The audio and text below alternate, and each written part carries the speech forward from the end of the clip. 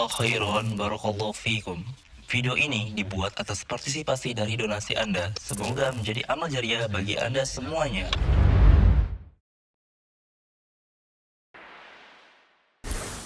Bismillahirrahmanirrahim. Assalamualaikum warahmatullahi wabarakatuh. Innal hamdalillah nahmaduhu wa nasta'inuhu wa nastaghfiruhu wa natubu ilaih. Wa na'udzu billahi min syururi anfusina wa sayyiati a'malina. May yahdihillahu fala mudilla lahu wa may yudlil fala hadiyalah. Wa asyhadu an la ilaha illallah wahdahu la syarika lah wa asyhadu anna Muhammadan abduhu wa rasuluhu la nabiyya ba'dah. Ya ayyuhalladzina amanu taqullaha haqqa tuqatih wa la tamutunna illa wa antum muslimun. Fa inna asdaqal hadithi kitabullah wa khairal huda huda Muhammadin sallallahu alaihi wasallam wa syarrul umuri muhdatsatuha wa kullu muhdatsatin bid'ah wa kullu bid'atin dhalalah wa kullu dhalalatin finnar. Hadirin dan hadirat yang dirahmati oleh Allah Subhanahu wa taala, alhamdulillah pada kesempatan hari ini Allah Subhanahu wa taala mempertemukan kita di masjid yang penuh berkah ini, Masjid Al-Azhar di Cempaka Putih ya. Semoga pertemuan kita diberkahi oleh Allah Subhanahu wa taala. Salawat dan salam tercurahkan selalu kepada junjungan kita Nabi Muhammad sallallahu alaihi wasallam dan juga kepada keluarganya serta seluruh sahabat beliau tanpa terkecuali. Pada kesempatan kali ini kita berkumpul bersama-sama untuk mempelajari dan belajar bagaimana kita bisa menjadi hamba yang bersyukur kepada Allah Subhanahu wa taala. Dan tentunya menjadi hamba yang bersyukur kepada Allah bukanlah perkara yang mudah. Karena syukur merupakan ibadah yang sangat agung. Dia ibadah yang berkaitan dengan amalan hati, amalan lisan, ya, dan juga anggota tubuh. Ya, oleh karenanya bersyukurlah ibadah yang berkaitan dengan amalan hati, amalan lisan dan juga amalan tubuh. Dan bersyukur adalah setengah dari keimanan. Sebagaimana perkataan Ibnu Qayyim rahimahullahu taala, al-imanu nisfan. Bahwasanya iman itu ada dua, nisfun syukrun wa nisfun sabrun. Bahwasanya iman itu ada dua, setengahnya adalah bersyukur dan setengahnya adalah bersabar. Kenapa beliau bisa mengatakan demikian? Karena kehidupan manusia tidak terlepas dari dua kondisi. Kondisi dia diuji oleh Allah dengan kenikmatan-kenikmatan, atau kondisi dia diuji oleh Allah Subhanahu wa taala dengan kesulitan dan kesulitan. Oleh karenanya Allah Subhanahu wa taala berfirman, "Wa nabluukum bisyarri wal khairi fitnah wa ilaina turja'un." Kullu nafsin dha'iqatul maut, setiap jiwa akan merasakan kematian. Wa nabluukum bisyarri wal khairi fitnah, dan kami akan menguji kalian dengan keburukan dan menguji kalian dengan kebaikan. Dan kepada kamilah kalian akan dikembalikan.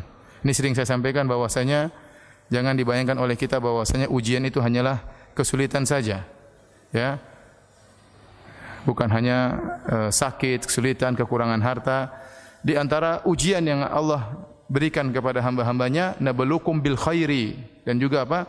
Bisyarri wal khairi, kami menguji kalian dengan kebaikan, yaitu dengan kesehatan, dengan waktu luang, dengan kelapangan harta, ya. Sehingga Allah melihat apakah hambanya bersyukur atau tidak. Maka tatkala seorang hamba tidak terlepas dari dua kondisi ini, terkadang mendapatkan kenikmatan, terkadang mendapatkan kesulitan, maka dia berputar di antara dua posisi.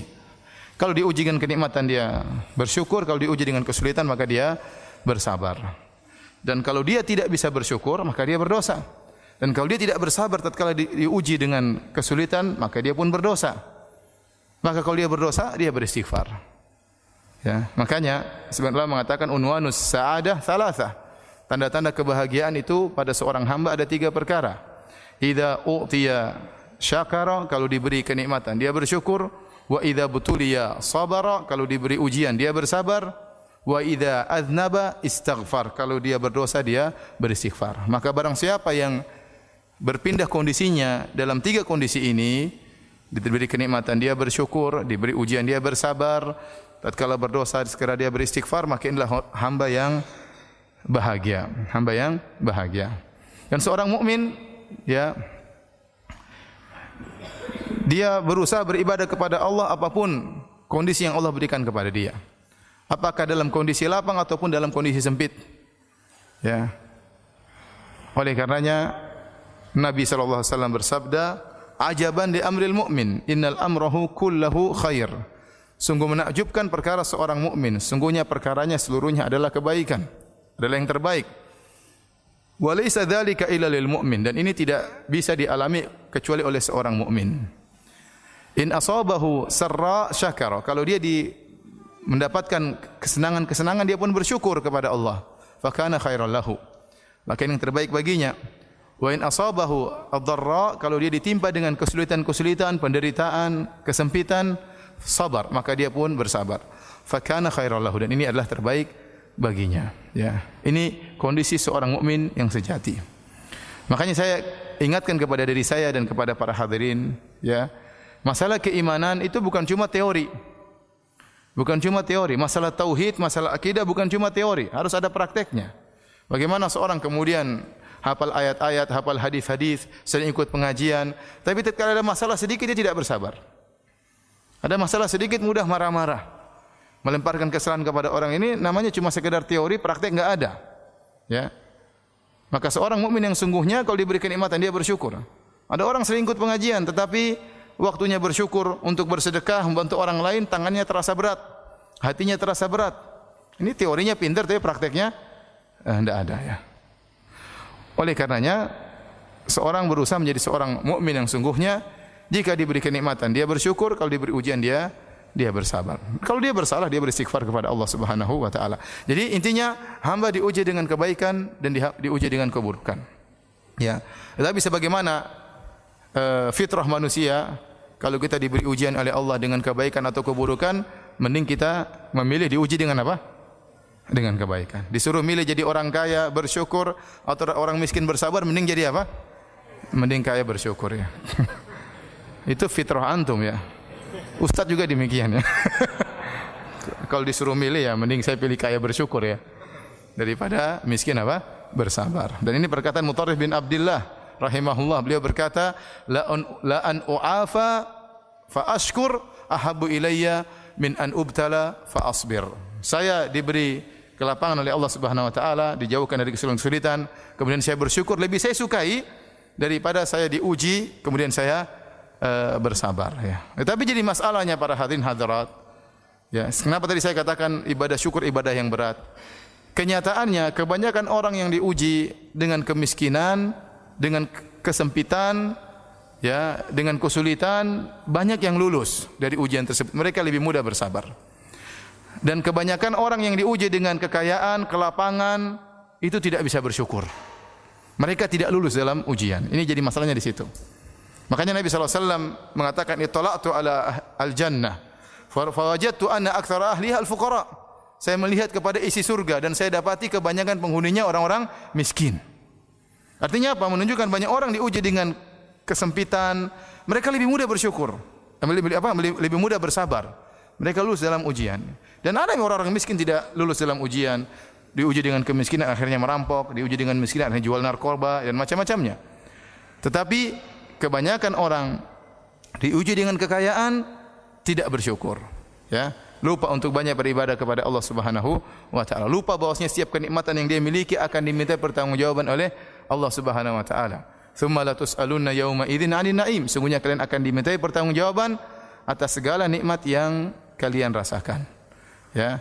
Kalla innal insana la yatagha ar-ra'ahu istaghna. Sungguhnya manusia sungguh-sungguh akan melakukan perbuatan melampaui batas kapan? Ar-ra'ahu istaghna, tatkala dia merasa dirinya sudah berkecukupan sehingga dia lupa. Ya. Makanya saya ulangi lagi, kebanyakan orang diuji dengan kekayaan tidak lulus. Kebanyakan orang diuji dengan kemiskinan apa? Lulus. Saya tanya lagi sama antum. Antum pilih mana? Diuji dengan kekayaan atau dengan kemiskinan? Ini di masjid, ya, siapa tahu dikabulkan doanya. Diuji dengan apa? Dengan apa? Kekayaan. Masih ngeyel. Saya sudah jelaskan.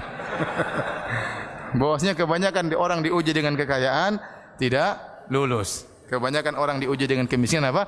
Lulus. Sekali lagi pertanyaannya. Pilih mana? Diuji dengan kekayaan atau dengan kemiskinan? Kekayaan. Tidak ada khilaf kayaknya. Kenyataannya para hadirin hadirat yang dirahmati Allah Subhanahu wa taala, menjadi orang bersyukur, apakah syukur dengan kekayaannya, syukur dengan kesehatannya, syukur dengan ilmunya, syukur dengan waktu lapangnya, ya. Ini tidak mudah. Ya. Oleh karenanya Ada seorang pernah berdoa didengar oleh Umar bin Khattab radhiyallahu taala anhu. Diriwayatkan oleh Imam Ahmad dalam kitab Az-Zuhud. Dia berkata, "Allahumma ja'alni minal aqallin." Ya Allah, jadikanlah aku termasuk orang-orang yang sedikit. Umar bertanya, "Kenapa berdoa seperti itu?" Maka dia menjelaskan, orang-orang sedikit orang yang terbaik. Kata dia, "Bukankah Allah berfirman, wa ma amana ma'ahu illa qalil." Dan tidak beriman kepada Nabi Nuh kecuali apa? Sedikit orang. Allah juga berfirman, "Illal ladzina amanu wa 'amilus shalihat wa qalilum ma hum." Kecuali orang-orang yang beriman dan beramal saleh, dan hanya sedikit di antara mereka orang-orang seperti itu. Kemudian juga Allah Subhanahu wa taala berfirman, "Wa qalilun min ibadiyas syakur." Hanya sedikit dari hamba-hambaku yang bersyukur. Hanya sedikit dari hamba-hambaku yang bersyukur. Ini kenyataan. Ya. Karena ibadah syukur bukan ibadah yang mudah. Dan iblis telah bersumpah untuk menghalangi orang dari bersyukur kepada Allah. Dia bersumpah di hadapan Allah Subhanahu wa taala, "Tsumma la'atiyannahum min baini aydihim wa min khalfihim wa an aymanihim wa an syama'ilihim wa la tajidu aktsarahum syakirin." Ini sumpah iblis. Ya Allah, sungguh aku akan mendatangi mereka, anak keturunan Adam, dari hadapan mereka, akan aku goda dari hadapan mereka. Akan aku goda dari belakang mereka, akan aku goda dari kanan mereka, dan aku akan goda dari kiri mereka, dan kau akan dapati. Dan dia bersumpah, kebanyakan mereka, ya Allah, tidak bersyukur kepadamu. Ini sudah janji iblis. Sehingga sebagian ulama mengatakan, seandainya ada ibadah yang luar biasa, lebih hebat daripada syukur, maka iblis akan melakukan godaan yang luar biasa. Sampai untuk menghalangi orang bersyukur, iblis menggoda dari segala arah. Ya, supaya orang tidak bersyukur. Karena kalau tidak bersyukur, masuk neraka jahanam. Ya. Maka digoda dari depan, dari belakang, dari kanan, dari kiri. Wala tajidu aktsarahum syakirin, dan engkau akan mendapati kebanyakan mereka tidak bersyukur. Dan Allah telah membenarkan, kata Allah, wa qalilun min ibadiyas syakur. Hanya sedikit dari hamba-hambaku yang bersyukur kepada Allah Subhanahu wa taala. Ya. Baik, hadirin dan hadirat yang dirahmati Allah Subhanahu wa taala, perintah untuk bersyukur dalam Al-Qur'an sangat banyak. Ya. Seperti firman Allah Subhanahu wa taala, "Fadhkuruni adzkurkum washkuruli wala takfurun." Ingatlah aku, maka aku akan mengingat kalian. Washkuruli, bersyukurlah kepadaku, wala takfurun, dan janganlah kalian ingkar, kufur nikmat. Jangan kalian kufur nikmat, ingkar terhadap kebaikanku. Bersyukurlah. Itu dengan beribadah kepada Allah dan yang lainnya. Ya. Kemudian juga Allah berfirman, "Anishkurli wali walidayka ilayal masir." Bersyukurlah kepadaku, berterima kasihlah kepadaku, dan berterima kasihlah kepada kedua orang tuamu, dan kepada akulah kalian akan dikembalikan. Bahkan Allah Subhanahu wa taala memerintahkan para nabi juga untuk bersyukur. Allah berfirman kepada Nabi Musa, "Ya Musa, inni istafaituka 'alan nasi bi risalati wa bi kalami, fakhudh ma ataituka wa kum minasyakirin." Wahai Musa, sungguhnya aku telah memilih engkau, ya, dilebihkan daripada manusia-manusia yang lain. Aku milih engkau dengan risalahku. Aku menjadikan engkau seorang rasul. Wa bi kalami, dan aku berbicara langsung dengan engkau. Sehingga Nabi Musa diberi gelar dengan kalimullah, yang berbicara langsung dengan Allah Subhanahu wa taala. Kata Allah, "Fakhudh ma ataituka," maka ambillah apa yang aku berikan kepadamu. Ambillah Taurat, ambillah hukum-hukum yang aku turunkan kepadamu. Wa kum minasyakirin, dan jadilah engkau menjadi orang-orang yang bersyukur, ya. Jangankan kita untuk diingatkan bersyukur, para nabi juga diingatkan oleh Allah untuk bersyukur kepada Allah Subhanahu wa taala. Baik, hadirin dan hadirat yang dirahmati oleh Allah Subhanahu wa taala. Sekarang kita berbicara tentang bagaimana kita bisa menjadi hamba yang bersyukur. Saya ulangi, kita sama-sama belajar, ya. Ya, bukan cuma antum, saya sebagai pembicara juga ingin bisa menjadi hamba yang bersyukur, ya. Karena bukan perkara yang mudah jadi hamba yang bersyukur, ya. Bagaimana kita bisa menerapkan bentuk syukur kita kepada Allah Subhanahu wa taala? Cara bersyukur dengan 3 perkara. Tadi telah kita sebutkan, syukur ini ibadah yang mulia karena berkaitan dengan amalan hati, dengan amalan lisan, dan amalan anggota tubuh. Maka yang pertama, syukur tersebut harus ada dalam hati kita, pengakuan bahwasanya seluruh nikmat dari Allah Subhanahu wa taala. Seperti dalam doa zikir pagi petang yang sering kita baca, "Abu'u laka bi ni'matika alayya." Ya Allah, aku mengakui bahwasanya seluruh nikmat yang Engkau berikan kepada aku adalah darimu. Aku mengakui seluruh kenikmatan yang kau berikan kepadaku. Jadi dalam hati kita ucapkan tersebut, meskipun lisan kita ucapkan tapi perenungan dalam hati. Abu'u laka bi ni'matika alayya. Jadi aku mengakui tentang nikmat-nikmat yang kau berikan kepadaku, ya. Dan nikmat sangat banyak ya yang kita rasakan.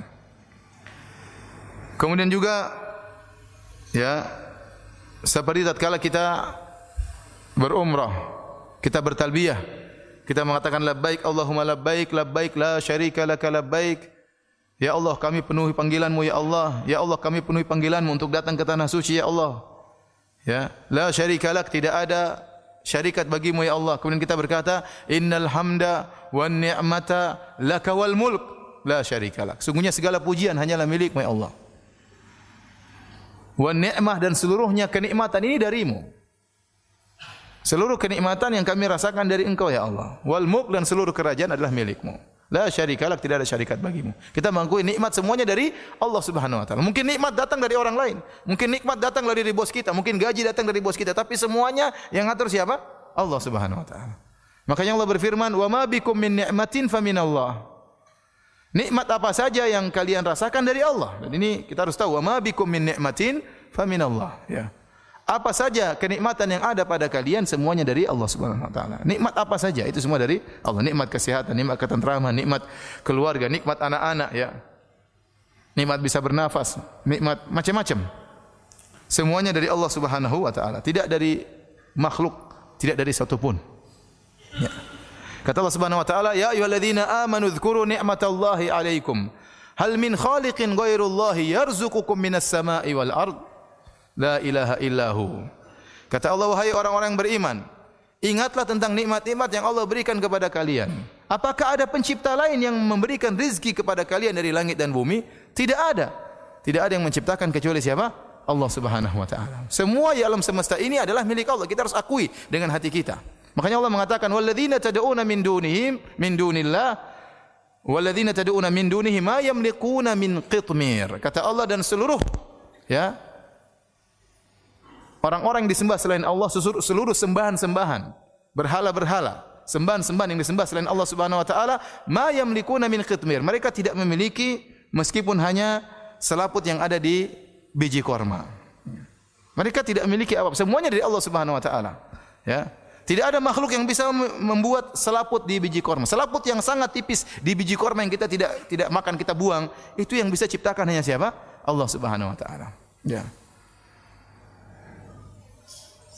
Kata Allah, "Falyanzuril insanu ila ta'amih, anna sababna al-ma'a sabba, thumma syaqaqna al-ardha syaqqa." Kata Allah, hendaknya seorang manusia melihat terhadap apa yang dia makan. Kita disuruh merenungkan. Nanti makan beras, makan buah apel, makan macam-macam. Dari mana? Ya. Semuanya dari Allah Subhanahu wa taala. Apel kita makan, bijinya dari mana? Biji dari Allah. Tanamnya di mana? Tanamnya di tanah Allah Subhanahu wa taala. Airnya dari mana? Air hujan dari Allah Subhanahu wa taala. Ya, yang membuat biji tersebut bisa mengeluarkan tunas kemudian membelah bumi, itu juga Allah. Tsumma syaqaqnal ardha syaqqa, kami yang belah bumi tersebut. Tidak ada sampai saat ini orang yang bisa menciptakan biji. Kata Allah, wal yakhluqu habbatan. Coba mereka ciptakan biji dalam hadis qudsi, ciptakan biji. Seluruh pakar alam semesta berkumpul, dunia ini seluruh pakar fisika, pakar biologi, ya, seluruh pakar-pakar ilmuwan berkumpul ciptakan biji, kalau taruh di tanah bisa tumbuh, enggak mungkin. Apalagi ciptakan telur kemudian taruh dieram sama ayam kemudian menetas. Orang Cina bisa bikin telur cuma bisa digoreng doang ya. Tapi kalau dieram menetas enggak ada yang kasih ruh siapa? Allah Subhanahu wa taala. Jangankan telur menetas, biji saja ditanam tumbuh enggak ada yang bisa. Ya, maka semuanya ini dari Allah Subhanahu wa taala. Wa ma bikum min ni'matin faminallah. Apa saja kenikmatan yang kalian rasakan semuanya dari Allah Subhanahu wa taala. Ini harus pengakuan dari hati kita. Ya. Setelah kita mengakui seluruh kenikmatan dari Allah Subhanahu wa taala, ini adalah ibadah hati ya. Maka bersyukur pula dengan lisan. Dengan lisan, dengan memuji Allah Subhanahu wa taala. Dengan memuji Allah Subhanahu. Di antaranya setelah selesai salat kita berzikir subhanallah, subhanallah, subhanallah 3 kali. Kemudian kita berzikir alhamdulillah, alhamdulillah, alhamdulillah. Dan saya berharap kita semua tatkala berzikir selepas salat ya, benar-benar serius merenungkan makna alhamdulillah, alhamdulillah, alhamdulillah. Ada nikmat tersendiri yang Allah berikan, bukan cuma nikmat tatkala kita salat. Setelah salat kita berzikir ada kenikmatan, Allah masukkan ya iman dalam hati kita tatkala kita mengatakan subhanallah sambil kita renungkan maha suci Allah. Betapa banyak orang mensifati Allah dengan sifat yang tidak benar. Ya. Betapa banyak orang yang suudzon kepada Rabb-Nya. Betapa banyak orang mengatakan Allah punya anak dan macam-macamnya. Ya. Kita bilang subhanallah, maha suci Allah. Kemudian kita mengatakan alhamdulillah, segala puji hanya bagi Allah, segala nikmat dari Allah Subhanahu wa taala. Sambil kita mengatakan alhamdulillah, alhamdulillah, alhamdulillah, ini luar biasa keimanan yang kita rasakan. Jadi kita ucapkan dengan lisan kita sebagai bentuk syukur kita kepada Allah Subhanahu wa taala. Dan Allah adalah Rabb yang suka untuk dipuji. Ya. Oleh karenanya Nabi sallallahu alaihi wasallam ya berkata, "Liyattakhidh ahadukum qalban syakiran." Hendaknya salah seorang dari kalian menjadikan hatinya hati yang bersyukur. Senantiasa bersyukur dengan hati. Kemudian apa? Wa lisanan dzakiran. Dan lisan yang senantiasa berzikir sebagai bentuk bersyukur kepada Allah Subhanahu wa taala. Wa zaujatan tu'inuhu ala amril akhirah. Dan hendaknya mencari istri yang membantu dia dalam urusan apa? Akhirat. Di antara istri yang bisa membantu kita untuk urusan akhirat adalah istri yang pandai bersyukur. Istri yang pandai bersyukur. Dan saya sampaikan kepada para ibu-ibu baik yang hadir di kajian kita ataupun yang menonton langsung di Roja TV ya. Ibu-ibu hendaknya menjadi istri yang solehah yang membantu suaminya untuk pandai bersyukur. Ya. Karena posisi ibu-ibu sangat urgent dalam masalah syukur kepada Allah Subhanahu wa taala. Seorang suami bisa sangat pandai bersyukur karena istrinya, pengaruh istrinya. Dan seorang suami bisa menjadi tamak ya, hasrat dengan dunia tiada henti-hentinya juga terkadang karena istrinya. Oleh karena ibu-ibu hendaknya menjadi istri yang soleh yang bantu suami untuk bersyukur. Ustaz, kok Ustaz bisa nuduh para istri? Saya bukan nuduh, saya cerita kenyataan. Tentunya tidak semua ibu-ibu ya. Banyak ibu-ibu yang solehah, masya Allah, ya, yang menyuruh suami untuk bersyukur, yang menahan suaminya jangan terlalu ngoyo dalam masalah dunia suamiku, jangan lupa beribadah, jangan lupa berdoa. Suaminya diingatkan, jangan lupa baca doa keluar rumah, jangan lupa doa naik pesawat. Ada istri-istri solehah, masya Allah. Ini nikmat kalau punya istri seperti ini. Alhamdulillah ya. Tapi ada sebagian istri membuat suaminya tidak bersyukur, membuat suaminya tamak. Ya. Kok bisa Ustaz? Contohnya bagaimana? Ya. Contohnya istrinya bilang sama suaminya, "Mas, beli mobil lagi, Mas. Kita yang sudah punya mobil. Tapi mobil tetangga lebih bagus, Mas. Beli lagi." Ya. Tapi kita enggak punya uang, sayangku. "Enggak, Mas, utang aja, Mas. Kita bertawakal kepada Allah setelah itu." Utang bertawakal ya, utang. Akhirnya utang. Ya, kalau suami sudah kejebak hutang akhirnya apa? Akhirnya susah ya. Tamak dia mencari harta karena untuk nutup utang ditagih-tagih orang. Padahal itu keperluan yang bukan urgen. Ya. Udah punya rumah, "Mas, kita bikin rumah yang lebih besar, Mas." Ya, akhirnya suaminya ikut-ikutan dan banyak suami yang nurut sama istri, banyak. Apalagi suami Indonesia banyak.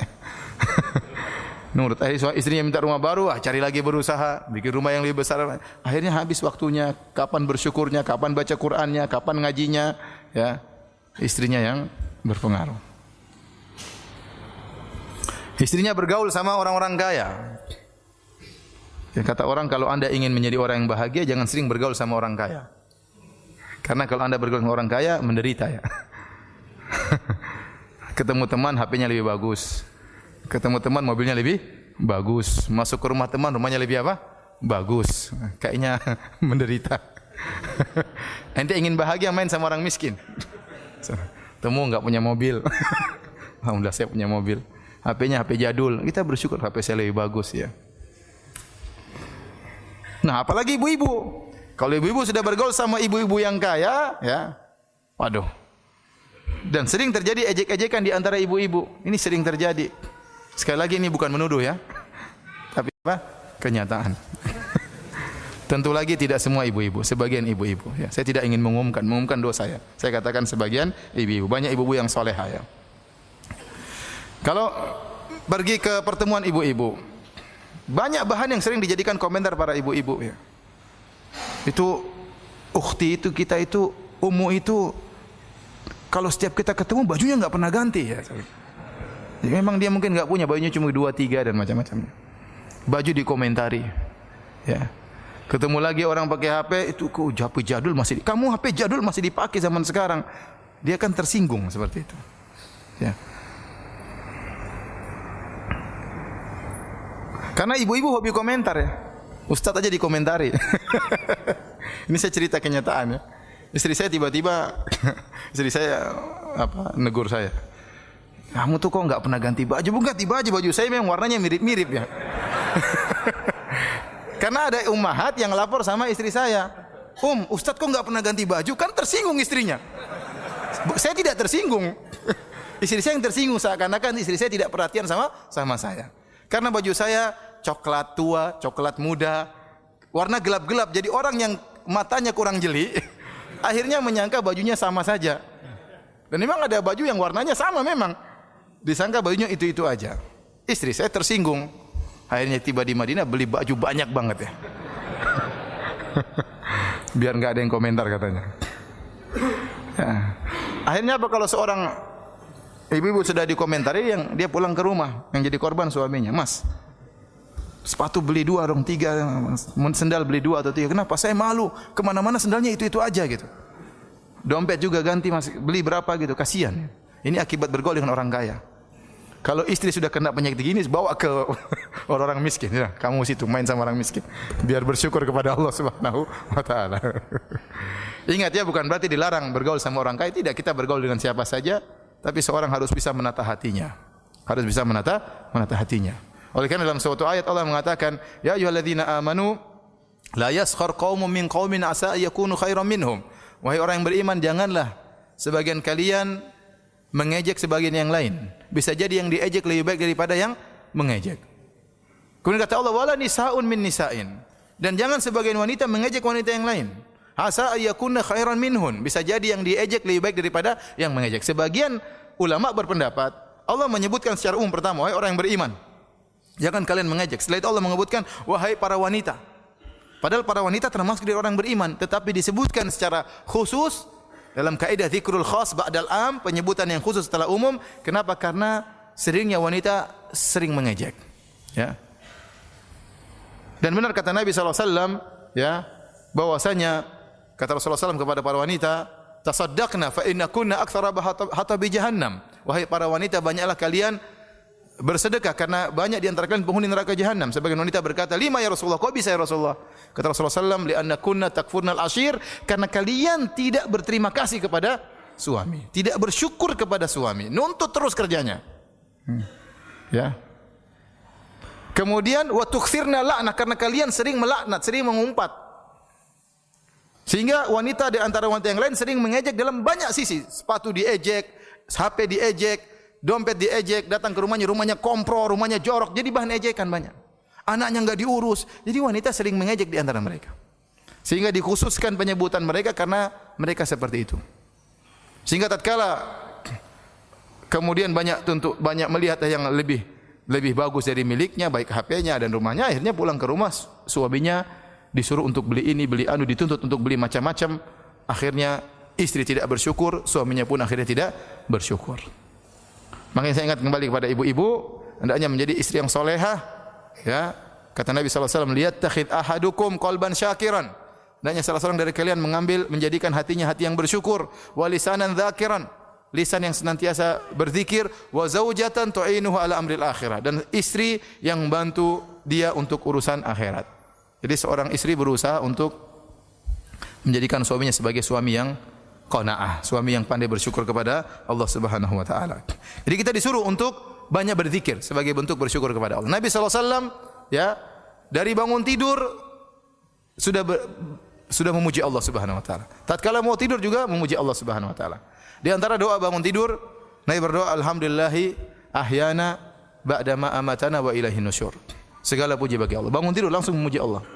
Jadi kita juga demikian. Bangun tidur langsung muji Allah, jangan lihat HP langsung. Bangun tidur langsung lihat WhatsApp, jangan. Bangun tidur puji dulu Allah. Alhamdulillahilladzi ahyana ba'da ma amatana wa ilaihin nusyur. Ya. Segala puji bagi Allah yang telah menghidupkan kita kembali. Ya. Setelah mematikan kita. Jadi tidur itu kematian. Kita enggak tahu kalau tidur bisa bangun atau tidak, ya. Makanya Rasulullah SAW waktu doa tidur beliau mengatakan, Subhanakallahumma rabbi bika wada'tu jambi wa bika arfa'u in amsakta nafsi faghfir laha wa in arsaltaha fahfadha bima tahfadhu bihi ibadaka salihin. Ya Allah, dengan Engkau lah aku bisa meletakkan lambungku, bersyukur kepada Allah. Dan dengan sebab Engkau aku bisa mengangkat apa? Lambungku. Ini doa Nabi waktu mau tidur. In amsakta nafsi, kalau kau tahan jiwaku, kau tidak kembalikan lagi jiwaku, faghfir laha, maka ampunilah apa? Jiwaku. Wa in arsaltaha, kalau kau kembalikan jiwaku, fahfadha bima, maka jagalah jiwaku sebagaimana engkau menjaga hamba-hambamu yang saleh. Ya. Tatkala kita bisa hidup kembali, ini nikmat dari Allah. Dalam doa yang lain, Nabi berdoa, Alhamdulillahilladzi afani fi jasadi. Segala puji bagi Allah yang berikan aku kesehatan pada jasadku. Wa radda alayya ruhi, dan juga mengembalikan ruhku kepada aku. Wa adzina li bi dzikrihi, dan Allah mengizinkan aku untuk bisa berzikir kepadanya. Ini kita syukuri.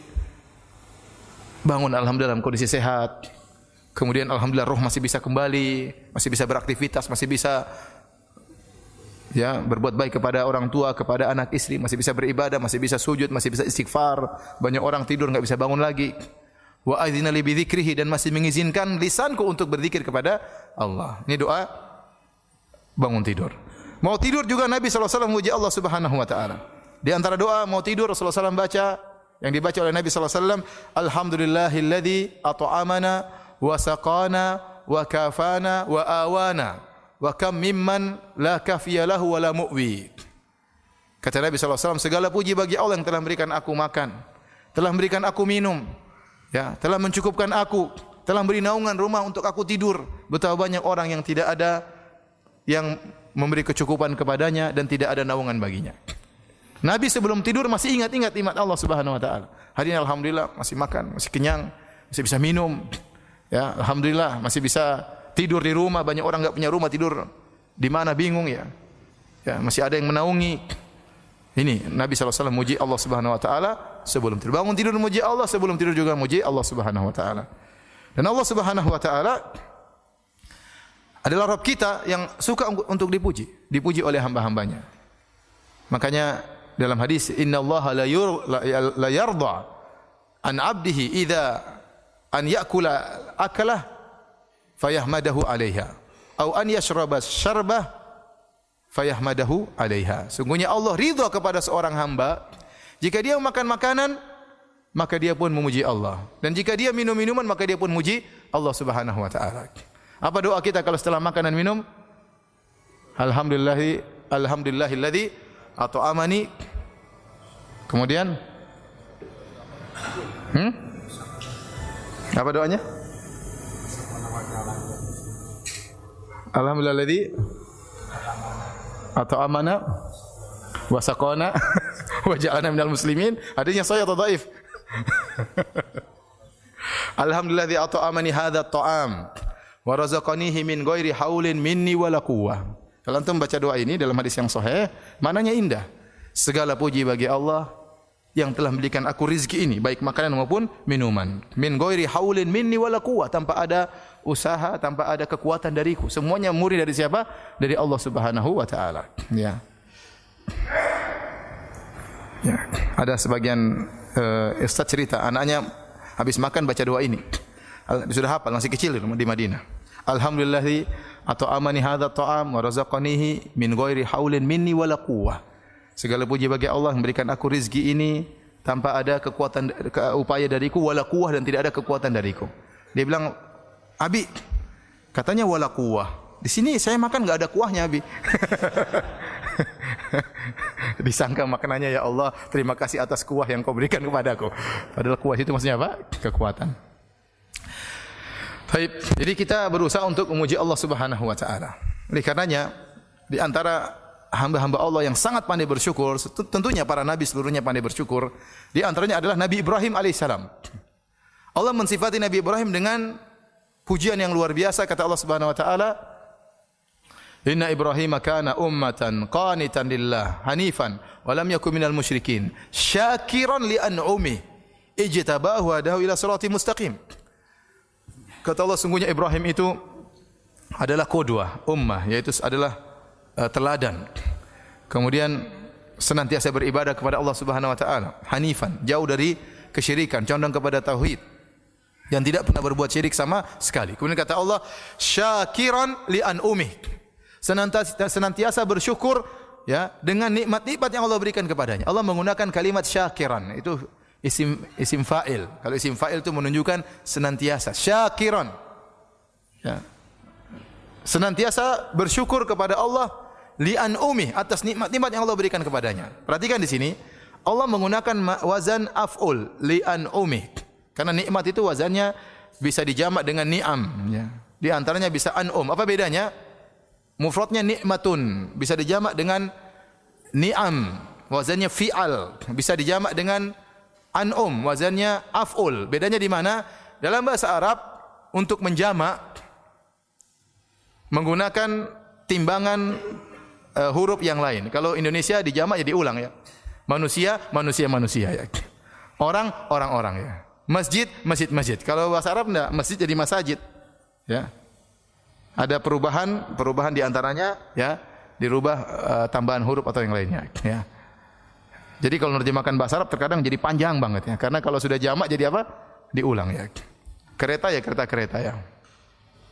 Pertolongan, jadi panjang. Nah, kalau orang Arab ni'mah mufradnya kata tunggal bisa dirubah menjadi ni'am atau an'um. Nah, kalau apa bedanya? Jadi dirubah dengan jamak taksir ya. Jamak taksir bisa dua makna. Ada namanya jam'ul kasrah, ada nama jam'ul qillah. Jam'ul kasrah itu timbangan huruf yang menunjukkan benda tersebut banyak, lebih dari 10. Adapun jam'ul qillah itu timbangan huruf yang menunjukkan benda tersebut banyak tapi kurang dari 10. Namanya jam'ul qillah. Dan Allah tatkala menunjukkan Nabi Ibrahim alaihissalam bersyukur, Allah menggunakan syakiran li an'umih. Yaitu dia senantiasa bersyukur li an'umih yang menunjukkan jam'ul qillah, jamak yang menunjukkan nikmat tersebut antara 3 sampai 9. Sedikit. Sehingga Imam Syaukani rahimahullah dalam kitabnya Fathul Qadir tatkala mengomentari ayat ini, beliau berkata Nabi Ibrahim alaihissalam ya senantiasa bersyukur kepada Allah bahkan pada nikmat-nikmat yang sedikit. Bukan hanya nikmat-nikmat besar yang dia syukuri kepada Allah, nikmat-nikmat yang sedikit yang mungkin terkadang kita lalaikan itu disyukuri oleh Nabi Ibrahim alaihissalam. Jadi seluruh nikmat yang dia rasakan dia syukur kepada Allah Subhanahu wa taala. Kita kalau mensyukuri nikmat-nikmat besar sering atau dapat proyek besar kita masyaallah alhamdulillah bersyukur kepada Allah Subhanahu wa taala, ya. Tahu-tahu alhamdulillah tadinya bujangan kemudian menikah, oh alhamdulillah dapat istri bersyukur kepada Allah Subhanahu wa taala, ya. Tahu-tahu ada pengumuman bisa naik haji bersyukur kepada Allah. Ini biasa orang bersyukur nikmat yang besar. Jadi masalah bisakah kita bersyukur dengan nikmat-nikmat yang sedikit? Harus kita latih diri kita. Nikmat sedikit yang mungkin anggap sedikit makan. Ini padahal bukan nikmat sepele ya. Makan, ada makanan bisa mengenyangkan itu nikmat yang luar biasa. Ya, Nabi Ibrahim alaihissalam terhadap nikmat-nikmat yang sedikit dia bersyukur kepada Allah, apalagi terhadap nikmat-nikmat yang besar. Sering kita lupa kalau kita dapat nikmat-nikmat yang sedikit ya. Kita sering lupa seakan-akan kita bisa bernapas ini memang sudah tugas dari Allah Subhanahu wa taala. Padahal itu nikmat ya. Bisa melihat, bisa memandang, bisa mendengar seakan-akan itu bukan nikmat, padahal itu nikmat. Nikmat yang luar biasa. Tapi sering kita lupa untuk bersyukur kepada Allah Subhanahu wa taala. Sebenarnya Allah mengatakan kalau Anda ingin tahu bagaimana nikmat memandang, sekali-sekali bangun tidur kemudian tutup mata Anda, bangun tidur tutup mata, kemudian jalanlah menuju ke kamar mandi. Coba tanpa melihat, kan susah. Masuk kamar mandi kemudian cari odol di mana, cari sabun di mana, ya, handuk di mana, ya. Setengah mati enggak gampang. Kehilangan pandangan itu tidak adalah musibah yang besar. Padahal kita alhamdulillah senantiasa mau lihat kapan mau lihat, mendengar kapan mendengar, mau berbicara ya. Kemarin saya ketemu dengan sebagian ikhwan, subhanallah masih umur 41, kena gula kemudian kena stroke. Alhamdulillah stroke-nya sudah sembuh tapi masih ada asarnya. Dia berbicara dengan saya, berusaha menjelaskan, susah dia jelaskan. Kenapa lisannya enggak bisa lurus lagi? Ngomongnya susah banget. Benar kita bicara enak ngomong apa aja bisa. Dia mau bicara sudah susah. Kenapa? Dulu dia bicara dengan mudah. Allah cabut nikmat tersebut, sudah susah dia mengungkapkan sesuatu. Oleh karena para hadirin, ya, lihat Nabi Ibrahim alaihissalam bersyukur dengan segala nikmat yang Allah berikan kepada dia. Minimal kita dalam hati kita ya, bahwasanya Allah berikan kita berbagai macam kenikmatan. Taib, jadi kita bersyukur kepada Allah dengan lisan kita, memuji Allah Subhanahu wa taala, ya. Sering kita mengatakan alhamdulillah, alhamdulillah ala kulli hal. Ya, subhanallah bihamdihi. Ya, itu di antara makna subhanallah bihamdihi, maha suci Allah disertai dengan memujinya. Subhanallah bihamdihi itu maksudnya apa? Maha suci Allah disertai dengan pujian. Wa bihamdihi itu kita memuji siapa? Allah Subhanahu wa taala. Baik. Kemudian di antara bentuk bersyukur kepada Allah, bersyukur dengan anggota tubuh. Bersyukur dengan anggota tubuh. Caranya bagaimana? Dengan beribadah kepada Allah Subhanahu wa taala. Dengan beribadah kepada Allah Subhanahu wa taala. Ya, sebelum kita menyampaikan masalah ini, ada satu perkataan Syekh Utsaimin dalam kitabnya Syarhul Mumti' ya, tentang masalah bersyukur kepada Allah, memuji Allah Subhanahu wa taala, ya. Betapa sering kita lupa dengan nikmat-nikmat Allah Subhanahu wa taala sehingga kita tidak bisa bersyukur dengan sebaik-baiknya. Kata beliau, apa hikmah tatkala kita keluar dari toilet kemudian kita mengatakan ghufranaka. Kalau kita keluar dari toilet apa doanya? Ghufranaka. Doa yang lain? Apa? Hadis dhaif lagi ya. Kita keluar dari toilet kita bilang ghufranaka. Ya Allah ampunanmu ya Allah. Kata Syekh Utsaimin, kenapa? Karena kita mengaku kepada Allah, ya Allah aku tidak mampu bersyukur kepadamu dengan sesungguhnya. Ya, kenapa? Kita bisa dibuat buang air itu nikmat. Seandainya kotoran tersebut tidak bisa keluar, maka itu sangat penderitaan yang luar biasa. Ya. Ternyata kita bisa masuk ke toilet, bisa buang air. Ini nikmat yang luar biasa sering kita lupakan. Sehingga kita mengatakan ya Allah ampunanmu ya Allah. Ya. Karena kita tidak mampu bersyukur kepada Allah dengan semestinya. Kalau mau setiap nikmat kita bersyukur, kita tidak bakalan mampu. Ya. Tapi ini di antara bentuk untuk kita mengakui tentang karunia Allah Subhanahu wa taala kepada kita. Kita lanjutkan tentang bersyukur dengan anggota tubuh. Di antaranya secara umum, kalau Anda ingin tahu Anda bersyukur kepada Allah, maka beribadahlah kepada Allah Subhanahu wa taala. Di antara bukti bersyukur kepada Allah adalah dengan beribadah, ya. Dengan beribadah kepada Allah. Oleh karenanya, ya, tatkala Allah Subhanahu wa taala memberikan kenikmatan yang luar biasa kepada Nabi Sulaiman. Nikmat yang luar biasa, kerajaan yang luar biasa sampai Nabi Sulaiman menguasai para jin, bahkan syaitan juga dikuasai oleh Nabi Sulaiman. Ya, angin dikuasai oleh Nabi Sulaiman, pasukannya juga pasukan hewan, bisa berbicara dengan bahasa hewan, luar biasa. Tidak pernah Allah berikan kepada nabi-nabi yang lain, dan Allah tidak akan berikan lagi kepada nabi-nabi yang lain. Karena dia berdoa dengan kata dia, habli mulkan la yambagi li ahadin min ba'di. Ya Allah, berikanlah aku kerajaan yang tidak boleh lagi kepada seorang pun setelahku. Maka Allah berikan dia berbagai macam mukjizat. Setelah Allah sebutkan tentang nikmat-nikmat tersebut kepada Nabi Sulaiman, kata Allah, "I'malu ala Dawud syukran wa qalilun min ibadiyas syakur." Kata Allah, beramalah wahai keluarga Daud, yaitu Sulaiman bin Daud, Nabi Sulaiman dan dia keluarga Daud, kan ayahnya Daud alaihissalam, syukran sebagai bentuk bersyukur kepada Allah. Wa qalilun min ibadiyas syakur, dan hanya sedikit dari hamba-hambaku yang bersyukur, ya. Jadi di antara bukti Anda bersyukur, Anda beramal saleh. Enggak usah banyak teori. Saya ini orang bersyukur tapi salat malas. Ini ngomong kosong itu. Ya. Saya orangnya bersyukur kepada Allah tapi zikir juga malas, enggak pernah baca Quran. Syukur dari mana? Ya. Saya bersyukur kepada Allah tetapi pelit kalau bersedekah. Syukur dari mana? Kita enggak pengin banyak teori, pengin prakteknya. Kalau Anda banyak beribadah berarti Anda bersyukur kepada Allah. Karena yang berikan rezeki kepada Anda adalah Allah Subhanahu wa taala. Ya. Kita saja kalau kita kerja sama seorang bos kita nyuruh kita apa saja, kita nurut atau tidak? Nurut. Mau jam berapa saja kita datang, kita nurut karena kita bersyukur kepada bos. Padahal nikmat yang Allah berikan kepada kita luar biasa. Ya. Maka bukti Anda bersyukur kepada Allah, Anda taat kepada Allah, beribadah kepada Allah Subhanahu wa taala. Di antaranya Nabi SAW menyebutkan tentang mensyukuri engsel-engsel tubuh. Ini apa namanya ini? Sendi-sendi tubuh. Engsel ya. Sendi-sendi tubuh. Alhamdulillah kita bangun pagi bisa gerak, bisa macam-macam ya. Ya. Antum bayangkan kalau bangun pagi kemudian kena asam urat kan setengah mati ya. Bayangkan jalan setengah mati. Saya ketemu teman masih muda, ketemu di mana? Ustaz Firanda ya. Tahu-tahu pakai tongkat 2. Kenapa kakinya? Asam urat Ustaz, kasihan. Ada orang badan kekar, kemarin ketemu, kemarin jalan minggir-minggir. Kenapa? Badannya kekar, asam urat. Mau apain? Ada orang sudah susah lututnya, ya sakit terus. Kenapa? Katanya pelicinnya sudah habislah, macam-macam lah. Kita alhamdulillah gerak-gerak macam-macam mudah. Coba lihat orang kalau kena apa namanya, orang bilang apa? Saraf terjepit itu. Waduh, itu sakitnya luar biasa. Makanya Nabi SAW berkata, yusbihu ala kulli sulama min ahadikum sadaqah. Sungguhnya setiap sendi yang ada pada tubuh kalian setiap pagi wajib untuk disyukuri dengan sedekah. Ya, dan kita ada 360 sendi. Satu sendi saja enggak beres, sakitnya luar biasa. Dan ini saya dengar sebagian dokter cerita kepada saya waktu saya hajian kemarin. Dokter cerita, Ustaz, gara-gara hadis ini ada orang masuk Islam. Kenapa? Ada seorang pakar sendi, dia menghitung sendi-sendi dalam tubuh manusia, ternyata benar 300 berapa? 60. Padahal yang mengucapkannya Nabi SAW 1400 tahun yang lalu. Akhirnya dia masuk Islam gara-gara hadis ini.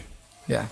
Jadi satu sendi saja enggak beres, kita menderita dan sakitnya luar biasa. Maka kata Nabi, setiap sendi dari 360 sendi wajib untuk disedekahkan sebagai bentuk syukur kepada Allah Subhanahu wa taala. Kemudian Nabi menjelaskan cara bersyukur seperti apa? Kullu tahmidatin shadaqah. Kullu tasbihatin shadaqah. Bertasbih itu sedekah sebagai bentuk syukur kepada sendi. Memuji Allah juga sedekah. Kullu tahlilatin la ilaha illallah juga sedekah. Kullu takbiratin sedekah. Setiap bertakbir sedekah. Amrun bil ma'ruf sedekah. Menyeru orang kepada kebaikan sedekah. Wa nahyun 'anil munkar, mencegah orang dari perbuatan munkar juga sedekah. Kemudian kata Nabi, wa yujzi an dzalika rak'atani yarka'uhuma minadh-dhuha. Dan cukup mewakili itu seluruhnya dengan salat 2 rakaat di waktu apa? Duha. Itu sebagai bentuk syukur Anda kepada Allah. Jadi syukur beribadah kepada Allah Subhanahu wa taala. Semakin Anda banyak bersyukur, banyak beribadah, Anda membuktikan Anda banyak bersyukur. Makanya Nabi SAW waktu salat sampai kakinya bengkak. Ya, maka istrinya bertanya, "Ya Rasulullah, Anda salat sampai seperti ini?" Ya, hatta tatawarram qadamah, sampai keduanya kakinya bengkak, pecah-pecah. Kata Nabi sallallahu alaihi wasallam, "Afala akunu abdan syakuran?" Kenapa aku tidak menjadi hamba yang bersyukur kepada Allah Subhanahu wa taala? Jadi, saya ingatkan kepada hadirin dan hadirat, ya, bukti yang paling nyata Anda bersyukur adalah dengan beribadah. Ya, Anda bersyukur dengan hati, iya, itu penting. Dengan mengakui segala nikmat dari Allah Subhanahu wa taala. Bersyukur dengan lisan, dengan memujinya, itu juga penting. Yang paling penting praktek dengan ibadah. Ibadah apa saja? Ya, berbakti kepada orang tua berarti Anda bersyukur kepada orang tua dan bersyukur kepada Allah karena Allah yang suruh Anda berbakti kepada kedua orang tua. Bersedekah, salat malam, salat duha, salat berjamaah, bersyukur kepada Allah. Mumpung Anda masih bisa berjalan, langkahkanlah kaki Anda menuju ke masjid untuk salat berjamaah, ya. Di antara bentuk bersyukur kepada Allah adalah sujud syukur. Sujud syukur.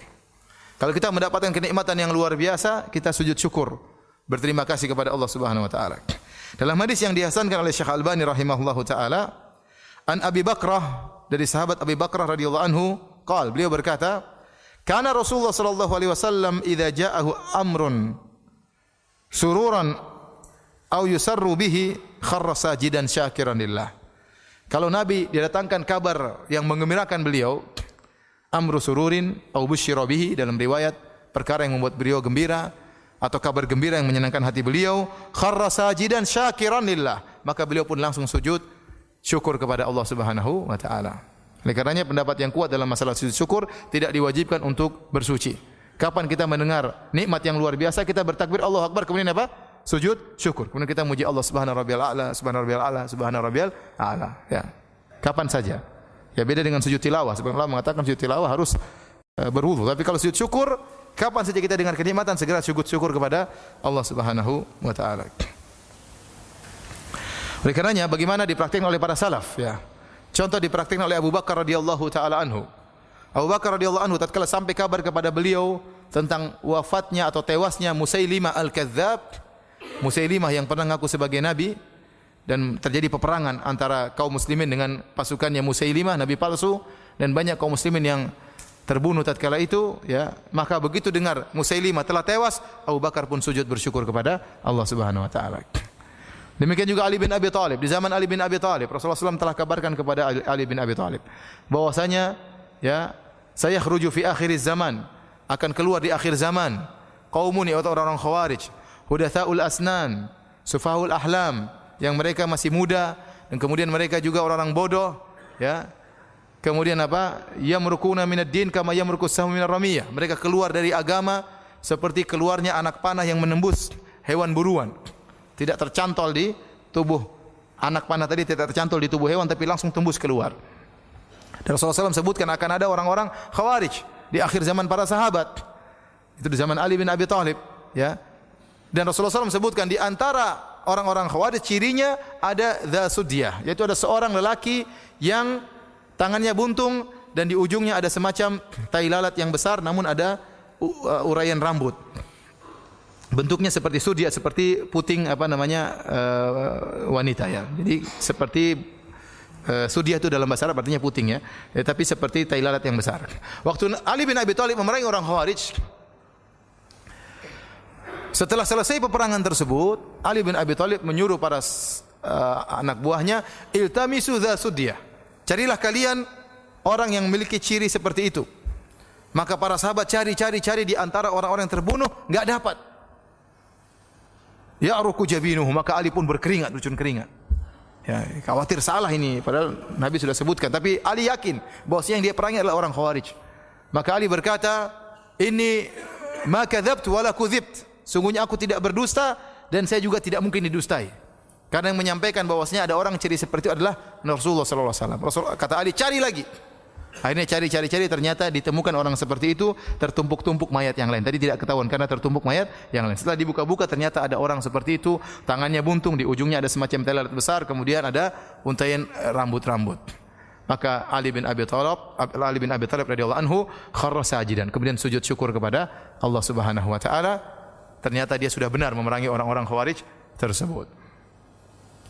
Demikian juga disebutkan Hasan al-Basri waktu mendengar kabar tentang terbunuhnya Hajjaj bin Yusuf Ats-Tsaqafi, dia pun sujud syukur karena Hajjaj bin Yusuf Ats-Tsaqafi orang yang kejam, membunuh para ulama, ya, memerangi para ulama, menyiksa.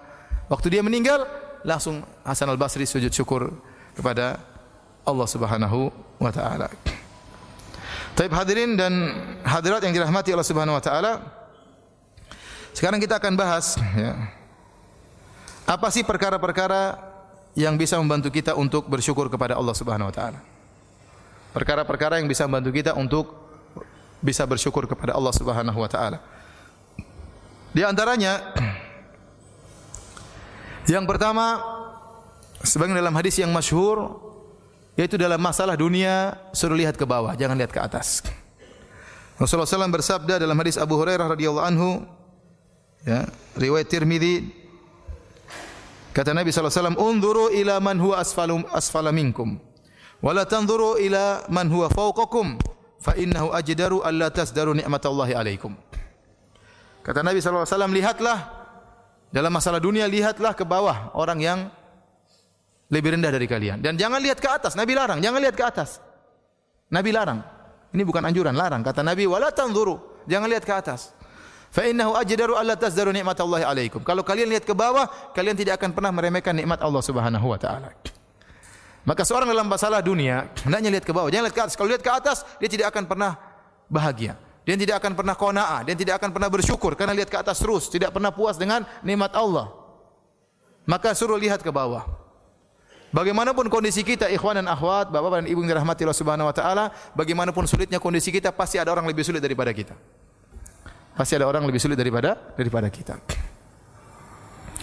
Kalau Anda punya mobil butut, bersyukurlah kepada Allah Subhanahu wa taala. Masih banyak orang tidak punya mobil. Anda tidak punya mobil, hanya punya motor, bersyukurlah kepada Allah. Masih banyak orang tidak punya motor, masih naik sepeda. Anda punya sepeda, bersyukurlah kepada Allah. Masih banyak orang tidak punya sepeda, jalan kaki. Anda tidak punya sepeda, ya, hanya berjalan kaki, bersyukurlah kepada Allah. Masih banyak orang tidak bisa jalan. Ya. Oleh karenanya, bagaimanapun kondisi seorang, kalau lihat ke bawah dia akan bersyukur kepada Allah Subhanahu wa taala. Tapi kalau lihat ke atas, masalah dunia tidak akan pernah berhenti. Manusia tidak ada titik klimaks dalam mencari harta, tidak ada titik klimaks dalam mencari kepuasan. Sudah punya rumah, ingin punya rumah banyak lagi. Sudah punya mobil, ingin punya mobil banyak lagi. Ini sifat manusia. Kata Nabi sallallahu alaihi wasallam, "Lau kana li ibni Adam wadiyani min dhahab, labtaghu thalithan. Wa ma yamla'u jawfa ila turab." Seandainya anak Adam memiliki 2 lembah emas, dia akan mencari lembah yang ketiga dan dia tidak akan berhenti kecuali setelah mulutnya dipenuhi dengan pasir. Udah mati baru selesai. Selama dia masih hidup dia tamak. Dan kita mendapati beberapa orang sudah tua. Harusnya orang ini istirahat beribadah kepada Allah. Sudah kaya, seandainya dia tua miskin ya mungkin kita tanggung jawab sebagai kepala rumah tangga. Ini udah tua, udah punya kekayaan, masih saja sibuk urusan dunia, tidak berhenti-berhenti. Menyedihkan. Kapan dia sisihkan waktu untuk beribadah kepada Allah Subhanahu wa taala? Tidak akan ada kepuasan, tamak terus. Kata Allah Subhanahu wa taala, "Alhaakumut takatsur." Kata Allah, "Alhaakumut takatsur hatta zurtumul maqabir." Kalian telah dibuat lalai oleh at-takatsur. Apa itu at-takatsur yang membuat manusia lalai? At-takatsur artinya berlomba-lomba untuk saling banyak-banyakan. Ini membuat kita lalai. Seorang sudah punya rumah, pingin punya rumah besar. Kalau memang dia pingin punya rumah lebih besar karena ada keperluan, anaknya tambah banyak, istrinya tambah banyak, ya nggak jadi masalah. Ini anaknya 2, istrinya cuma 1, terus mau rumah besar-besar, ngapain? Karena untuk membangun rumah ini benar-benar melalaikan. Antum kira bangun rumah enggak lalai? Melalaikan. Pertama cari tanah dulu, putar-putar sana sini belum tentu dapat. Kemudian tawar-menawar tanah, kemudian macam timbun, kemudian bangun, ditongkrongi, ngurusi tukang dan macam-macamnya. Belum rubah-rubah ini, rubah anu, belum pilih ini, beli anu. Akan orang bangun rumah terkadang setahun 2 tahun. Kalau ternyata hanya sekedar untuk berbanyak-banyakan, tidak ada maslahat yang mengharuskan dia punya rumah besar, hanya habisin waktu. Ini benar, kapan baca Quran, kapan mau ikut pengajian, kapan mau macam-macam, susah. Jadi yang buat orang banyak lalai bukan masalah tidak cukup. Kalau orang tidak cukup kemudian karena miskin dia berusaha, kita bilang kita kasih uzur. Dia udah kerja ternyata gajinya tidak mencukupi untuk menafkahi anak istrinya. Dia kerja part time. Banyak orang seperti ini. Ini kita mungkin kasih uzur, bagaimana lagi? Daripada dia ngemis, mending dia kerja lagi. Yang penting tidak meninggalkan sholat 5 waktu. Yang kita bicarakan bukan orang yang kekurangan, tapi sudah cukup tapi enggak puas. Dan banyak yang model seperti ini. Udah punya mobil, udah cukupi, pingin yang lebih. Ah ini ganti dah, ini kepingin ini tahun sudah 5 tahun, ganti yang lebih baru lagi, ganti lebih baru lagi. Ngapain? Mobil sampai banyak, sampai 4, sampai 5 ya. Dipajang depan rumah, ya ngapain? Masya Allah, datang ke rumah dia ada mobil ini, mobil ini, mobil ini, mobil ini. Buat apa? Yang dia pakai cuma apa? 1. Enggak mungkin dia pakai langsung 4-4-nya kan. Ya akhi, ini semua dihisab nanti oleh Allah Subhanahu wa taala. Ini semua akan ditanya oleh Allah Subhanahu wa taala. Kalau Anda bisa jawab silakan, punya mobil 100 juga enggak jadi masalah. Ya Allah, saya punya mobil 100, kenapa? Karena saya jadikan taksi semua. Ya enggak apa-apa. Banyak orang kerja, banyak orang mesti kalau buat mejeng, buat gaya ngapain? Jadi yang membuat orang banyak binasa, terlalaikan bukan karena kekurangan tapi karena berlomba-lomba, tidak ada kepuasan. Kata Allah, hatta zurtumul maqabir, sampai kalian masuk kuburan baru selesai. Sudah tidak lagi lomba-lomba. Oleh karena dalam masalah dunia, jangan lihat ke atas. Kalau Anda lihat ke atas, Anda tidak akan pernah bahagia. Tidak pernah akan bahagia. Kapan Anda mencapai rasa qanaah, Anda akan bahagia. Oleh karenanya qanaah itu temannya syukur itu kebahagiaan temannya qanaah. Kapan Anda bersyukur, kapan Anda qanaah, Anda akan bersyukur. Kapan Anda bersyukur, Anda akan bahagia. Kapan Anda tidak qanaah, Anda tidak akan bersyukur. Kapan Anda tidak bersyukur, Anda tidak akan pernah bahagia. Saya sering sampaikan, bisa jadi seorang supir lebih bahagia daripada majikannya. Saya ketemu dengan seorang supir murah senyum, senyum-senyum, ya, ramah, tidak ada wajah sumpek, senang-senang saja. Oh ya Ustaz, ya Ustaz. Saya tanya, Pak, kok senyum-senyum terus? Ya kita akan bersyukur Ustaz. Kita terima apa adanya Ustaz. Kalau kita bersyukur enak hidup ini Ustaz. Ini nyeramahi Ustaz, kurang ajar kan. Majikannya belum tentu. Majikannya belum tentu. Mungkin naik mobil lebih mewah, mungkin banyak pikiran macam-macam, belum tentu. Ya. Makanya kebahagiaan itu bukan hanya dimiliki orang kaya, yang penting Anda qanaah, Anda akan bersyukur. Kalau Anda bersyukur, Anda pasti bahagia. Anda pasti bahagia. Ya. Kata Imam Syafi'i rahimahullah, "Idza ma kunta dza qalbin qanu'in fa anta wa malikud dunya sawa'u." Kalau kau sudah memiliki hati yang qanaah, kau dan raja sebenarnya sama saja. Kapan seorang bersyukur? Coba kalau Anda punya istri suka bersyukur, senyum-senyum terus sama Anda. Tapi kalau enggak bersyukur, Mas ini enggak ada ini, marah terus. Akhirnya dia tidak bahagia, Anda juga tidak bahagia. Karena Anda terpengaruh dalam kehidupannya. Oleh karenanya para hadirin, hadirkan sifat qanaah, lihat ke bawah. Ya. Jangan pernah lihat ke atas. Kalau masalah akhirat baru lihat ke atas. Jangan pernah qanaah, ya. Saya ulangi, kalau masalah akhirat lihat ke atas. Karena Allah suruh berlomba-lomba, fastabiqul khairat, berlomba-lomba dalam kebaikan. Wa fi dzalika falyatanafasul mutanafisun, urusan surga maka bersainglah kata Allah Subhanahu wa taala. Wasari'u, cepatlah. urusan masalah akhirat berlomba-lomba. Jangan qanaah. Ya. Antum kok cuma salat di rumah, tidak salat di masjid. Oh, alhamdulillah, masih banyak orang tidak salat.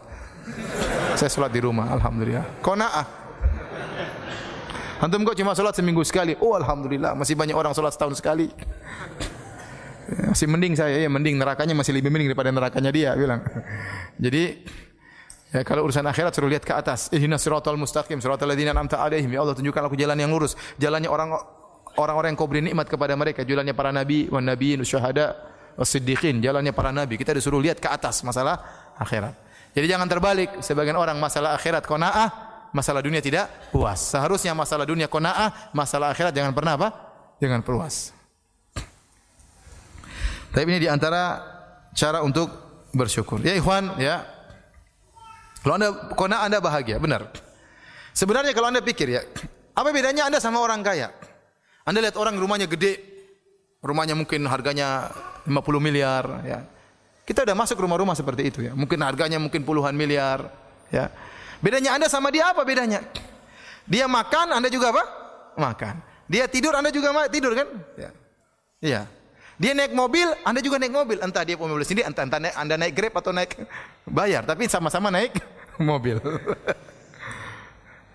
Anda mencret, apakah dia enggak pernah mencret? Apa orang kaya enggak pernah mencret? Ya, orang kaya juga mencret, juga sakit perut sama seperti ente. Bedanya apa ya? Bedanya rumahnya besar, rumahnya kita kecil, rumahnya dia kita kontrakan ya. Memang ada bedanya, tapi tidak terlalu jauh ya. Antum enggak terima ya? Maksud saya, sudahlah nikmati yang ada. Ya. Dia makan, kita juga makan, apa? Ya, kita ngaji, dia belum tentu ngaji, banyak urusan dia. Pegawainya banyak sekali, dia belum tentu ngaji. Ya. Dia belum tentu baca Quran, belum tentu. Ya, ya bolehlah kita cari perbaikan kehidupan, boleh. Tapi ya, jangan apa namanya. Makanya sebagian ulama mengatakan, kalau seorang memandang orang kaya dengan pandangan yang adil, yang munsif, dia pasti memuji Allah Subhanahu Wa Taala. Ya ikhwan, orang kaya itu punya kelaziman konsekuensi juga yang banyak yang dia pikirkan.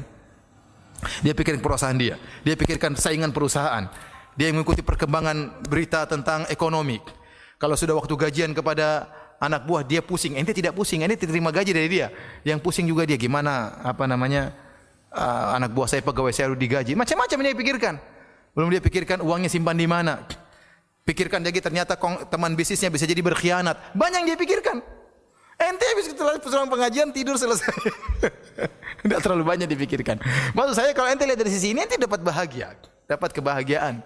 Ya, betapa banyak orang kaya tidak bisa tidur. Sebelum tidur mikir pusing banyak. Ente tidur, istri sudah tidur selesai. Bangun-bangun sudah pagi, alhamdulillah. Kerja lagi, ya, alhamdulillah. Ya. Betapa banyak orang yang hidupnya santai tapi tidak bisa tidur. Ente yang kerja keras mungkin macul, mungkin apa, capek tidur meskipun di atas sawah. Nikmat atau tidak? Dia belum tentu bisa tidur. Oleh karenanya jika seorang mandang dengan pandangan yang adil, ya, saya tidak suruh antum menjadi orang miskin ya, enggak ya. Maksud saya, terimalah, bersyukurlah dengan apa yang Allah berikan, yakinlah apa yang Allah takdirkan itu yang terbaik bagi antum. Taib. Kemudian di antaranya menghitung-hitung nikmat Allah Subhanahu wa taala. Ya, kita ingat-ingat nikmat Allah. Wa in ta'uddu ni'matallahi la tuhsuha. Kalau kalian menghitung nikmat Allah, kalian tidak akan mampu. Tapi kita hitung-hitung yang semampu kita. Anda renungkan sekarang. Contoh kita ini. Kita ini diciptakan oleh Allah Subhanahu wa taala. Alhamdulillah kita diciptakan jadi manusia, bersyukur. Coba kalau anda jadi monyet, jadi kambing ya. Ya. Jadi monyet, tadi ada topeng monyet kan, kasihan. Ya, kata sebagian teman, kita bersyukur bisa makan dari hasil makanan kita sendiri. Ada orang hasil dari hasil monyet dia makan. Artinya kan enggak enak jadi hewan, ya. Coba antum diciptakan jadi kecoa, kan enggak enak kan? Jadi manusia alhamdulillah nikmat. Sudah jadi manusia, alhamdulillah ternyata anda orang Islam. Nikmat. Betapa banyak orang dilahirkan bukan orang Islam. Anda diberi hidayah oleh Allah Subhanahu wa taala. Betapa banyak orang lebih cerdas daripada anda tidak dapat hidayah. Karena masalah hidayah bukan tidak berbanding lurus dengan masalah kecerdasan. Betapa banyak orang cerdas, orang-orang Jepang lebih hebat dari kita, IQ-nya lebih tinggi, tapi nyembah matahari. Dalam masalah akidah otaknya enggak ada. Iya, dia pintar dalam masalah robot, dalam masalah ini, dalam masalah teknologi, masalah akidah enggak punya hidayah, nyembah matahari. Banyak orang-orang di India cerdas, ya, canggih dalam masalah IT dan macam-macamnya, nyembah sapi. Sapi dimuliakan. Sementara kita di sini kita dipotong sapi tersebut, di sana dimuliakan. Ya. Kemana otaknya? Kita bilang hidayah dari Allah Subhanahu wa taala. Karena hidayah bukan masalah kecerdasan. Banyak orang mungkin detailnya bagus, detailnya ini, tapi jadi pengikut nabi palsu. Antum kira pengikut misalnya yang ngaku sebagai nabi palsu itu orang-orang bodoh? Tidak, mereka orang cerdas. Mungkin orang-orang kaya, mungkin direktur-direktur, tapi goblok dalam masalah agama. Allah tidak beri hidayah. Ya. Gimana seorang kemudian menyembah batu, menyembah patung? Ya. Saya ingat selalu cerita teman saya, ada seorang polisi di Madinah ya. Suatu saat dia pergi ke Sri Lanka. Pergi ke Sri Lanka dengan dia suka berdakwah ya. Dia suka berdakwah dan dia polisi. Dia dulunya adalah kepala polisi di Masjid Nabawi. Dia pergi ke Sri Lanka, kemudian dia sengaja ingin pergi ke tempat peribadatan. Ada orang nyembah-nyembah patung di sana. Kemudian dia pergi bawa penerjemah karena dia enggak bisa bahasa Sri Lanka. Dia pakai baju Arab, pakai jubah, pakai sorban, pakai sepatu, masuklah pakai sendal, masuklah ke kuil tersebut. Begitu dia masuk disuruh lepas sendal. Dia lepas. Ini juga lepas. Kata dia, ini juga baju lepas. Enggak, silakan. Biasa dia pangkatnya tinggi, suka perintah orang ya. Maka dia berjalan. Saya berjalan sampai masuk ke dalam kuil tersebut, ada patung gede diibadahi, ada pendeta di situ menjaga patung tersebut. Maka kemudian dia cerita sama saya bikin masalah Firanda. Saya bilang gini, "Assalamualaikum," sama patung tadi. Pendetanya kaget, orang-orang juga kaget karena dia teriak keras. Saya sengaja keras kata dia. "Assalamualaikum." Teman yang terjemahnya takut. Kata dia. Ulang lagi. "Assalamualaikum," 2 kali. Yang orang ramai semua perhatikan. Sampai 3 kali. "Assalamualaikum," dengan suara yang keras. Pendeta dia bilang, "Ada apa ini?" Suruh terjemahin bilang, "Saya ini beri salam sama Tuhannya, kenapa enggak dijawab?" Orangnya takut. Aduh gimana ini? Terjemah katanya. "Saya enggak berani, kalau kau tidak terjemah saya bikin lebih parah daripada ini," katanya. Akhirnya dia terjemah. Terjemah dia bilang, "Ini tadi beri salam, katanya kenapa Tuhannya tidak jawab?" Kata pendeta tadi, dia punya ruh tapi kita tidak tahu. Terjemahin sama dia, kalau ruh itu seperti saya, mata bisa buka-buka, bisa ngomong. Ini patung, dan dia sudah sengaja bawa batu di sini. Itu patung sama dengan batu ini. Nih. Subhanallah, di depan pendeta dia ambil batu-batu. Itu patungmu itu enggak dengar, enggak ngelihat, sama seperti batu ini, katanya dibuang. Waduh. Terjemah kata.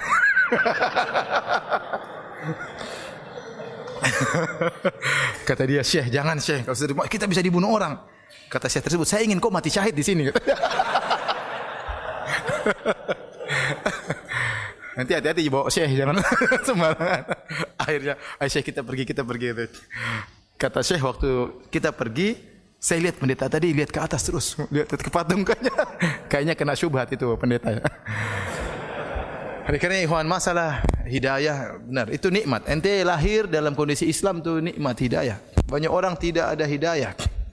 Mensucikan ikan, mensucikan hewan ya macam-macam ya. Kalau sudah masalah akidah itu murni hidayah dari Allah Subhanahu wa taala. Kemudian lihatlah kata Allah Subhanahu wa taala, "Afala yang wa fi anfusikum afala tubsirun." Lihatlah kepada diri kalian, tidakkah kalian lihat bagaimana diri kalian? Allah ciptakan tubuh kita dengan luar biasa hebatnya ya.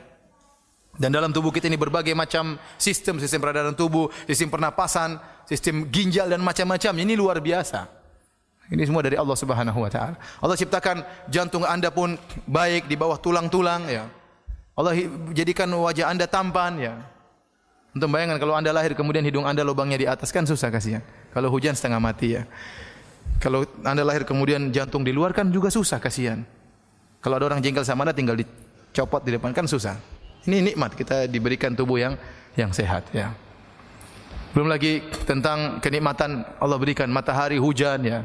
Allah menyebutkan matahari bagaimana beredar pada porosnya, seandainya dia mundur sedikit saja kita akan kedinginan, bisa mati kedinginan. Kalau matahari maju sedikit saja dari porosnya kita akan kepanasan. Allah jaga peredarannya. Hujan, Allah kirimkan hujan. Ibnu Qayyim menyebut dalam kitabnya Miftah dari Sa'adah. Hujan Allah kirimkan dengan rintik-rintik. Dari atas sampai bawah satu tetes saja, mengenai satu tujuan yang tidak pernah meleset. Seandainya di atas titik-titik tadi bergabung jadi 10 meter kali 10 meter, bahaya kan? Kemudian jatuh di langit, bahaya, nanti bisa mati kena hujan. Tapi satu titik, kita lihat kalau di mobil kan kelihatan, kelihatan. Satu titik kena satu posisi. Nikmat yang ngatur gitu siapa? Allah Subhanahu wa taala. Ya. Lau nasha'u ya la ja'alnahu ujajan. Kata Allah, kalau kami berkehendak, kami jadikan hujan tersebut hujan yang asin. Afala tashkurun? Kenapa kalian tidak bersyukur? Allah jadikan air hujan air yang tawar. Coba kalau turun air asin, apa manfaatnya? Manfaat bagi kita tidak ada, manfaat bagi tumbuhan juga tidak ada. Jadi ini di antara hal yang buat kita bersyukur kepada Allah Subhanahu wa taala, kita mengingat nikmat-nikmat yang Allah berikan kepada kita. Kemudian di antara hal yang bantu kita untuk bisa bersyukur kepada Allah, kita harus yakin bahwasanya setiap kenikmatan yang kita dapatkan akan dimintai pertanggungjawaban oleh Allah. Tsumma la tus'alunna yauma idzin 'anil na'im. Kemudian kalian akan benar-benar ditanya oleh Allah tentang nikmat yang kalian rasakan. Semua nikmat akan dimintai pertanggungjawaban. Ya. Inna sam'a wal basara wal fuada kullu ulaika kana anhu mas'ula. Sungguhnya pendengaran, penglihatan dan hati akan ditanya oleh Allah Subhanahu wa taala. Penglihatan ini nikmat. Pendengaran itu apa? Nikmat. Maka akan ditanya, nikmat pendengaran, nikmat penglihatan ini akan ditanya. Apalagi nikmat yang di luar daripada itu. Dalam tubuh kita yang nikmat ini akan ditanya, kesehatan akan ditanya, umur kita akan ditanya, harta akan ditanya. Nah, kalau kita tahu setiap nikmat yang kita miliki akan diminta pertanggungjawaban, kita akan lebih mudah bersyukur. Kalau kita punya harta banyak, kita akan keluarkan zakat, kita akan sedekahkan. Kita tahu ini akan ditanya oleh Allah Subhanahu wa taala. Kalau kita punya mobil banyak, kalau orang pinjam dengan mudah, silakan, karena mengurangi pertanyaan. Kalau mobil enggak pernah dipakai, pertanyaan panjang, kenapa enggak diparkir terus? Kan repot jawabannya. Buat apa diparkir terus kalau dibeli enggak dipakai? Tapi kalau pinjamin orang, enggak apa-apa. Ada manfaatnya. Ya. Ada orang telepon saya, Ustaz, teman baik, ya, juga rajin bersedekah. Ustaz, saya punya mobil baru, Ustaz. Mobil Lexus kalau enggak salah. Ustaz mau pakai silakan Ustaz. Untuk orang-orang pertanyaan, saya enggak mau pakai. Ngapain naik Lexus? Kalau nabrak saya yang ditanya nanti. Saya juga, artinya ya dia boleh saja kalau duit banyak, boleh saja punya mobil yang bagus, dia nyaman ya. Tapi dia juga berpikir bahwasanya saya akan ditanya oleh Allah. Apakah mobil ini perlu dipakai? Haruskah mahal sekian ini? Seorang kalau bisa jawab pertanyaan silakan. Beli apa saja silakan, yang penting bisa jawab pertanyaan. Kalau enggak bisa jawab pertanyaan jangan coba-coba. Anda gonta-ganti HP enggak jadi masalah. Saya termasuk orang yang suka update HP. Tapi saya siap menjawab pertanyaan dari Allah Subhanahu wa taala ya. Karena ada keperluan dengan HP tersebut ya. Anda yang sering update mobil silakan, kalau sering ganti mobil kalau bisa jawab pertanyaan silakan. Kalau enggak bisa jangan coba-coba. Pingin punya tas, ibu-ibu ingin punya tas 20, silakan. Yang penting bisa jawab pertanyaan nanti kalau Allah tanya. Kenapa tasnya 20? Kalau bisa jawab silakan. Kalau enggak bisa jangan coba-coba. Jangan coba-coba. Saya pernah ditanya oleh seorang ibu-ibu pengajian. Ya. Ustaz, saya seorang wanita yang sudah bersedekah, saya sudah begini. Ustaz, saya sudah bayar zakat. Ya, bolehkah saya beli tas harganya 600 juta? Saya bilang, buat apa 600 juta tas? Ya, buat apa? Tas 600 juta buat apa? Kalau Allah tanya gimana jawabnya? Itu tas hebat kah? Bisa simpan mobil, bisa simpan rumah. 600 juta ngapain? Mau tas kecil begini buat apa? Buat apa? Ya. Khawatir tas seperti itu buat orang sombong karena yang ditampilkan mereknya.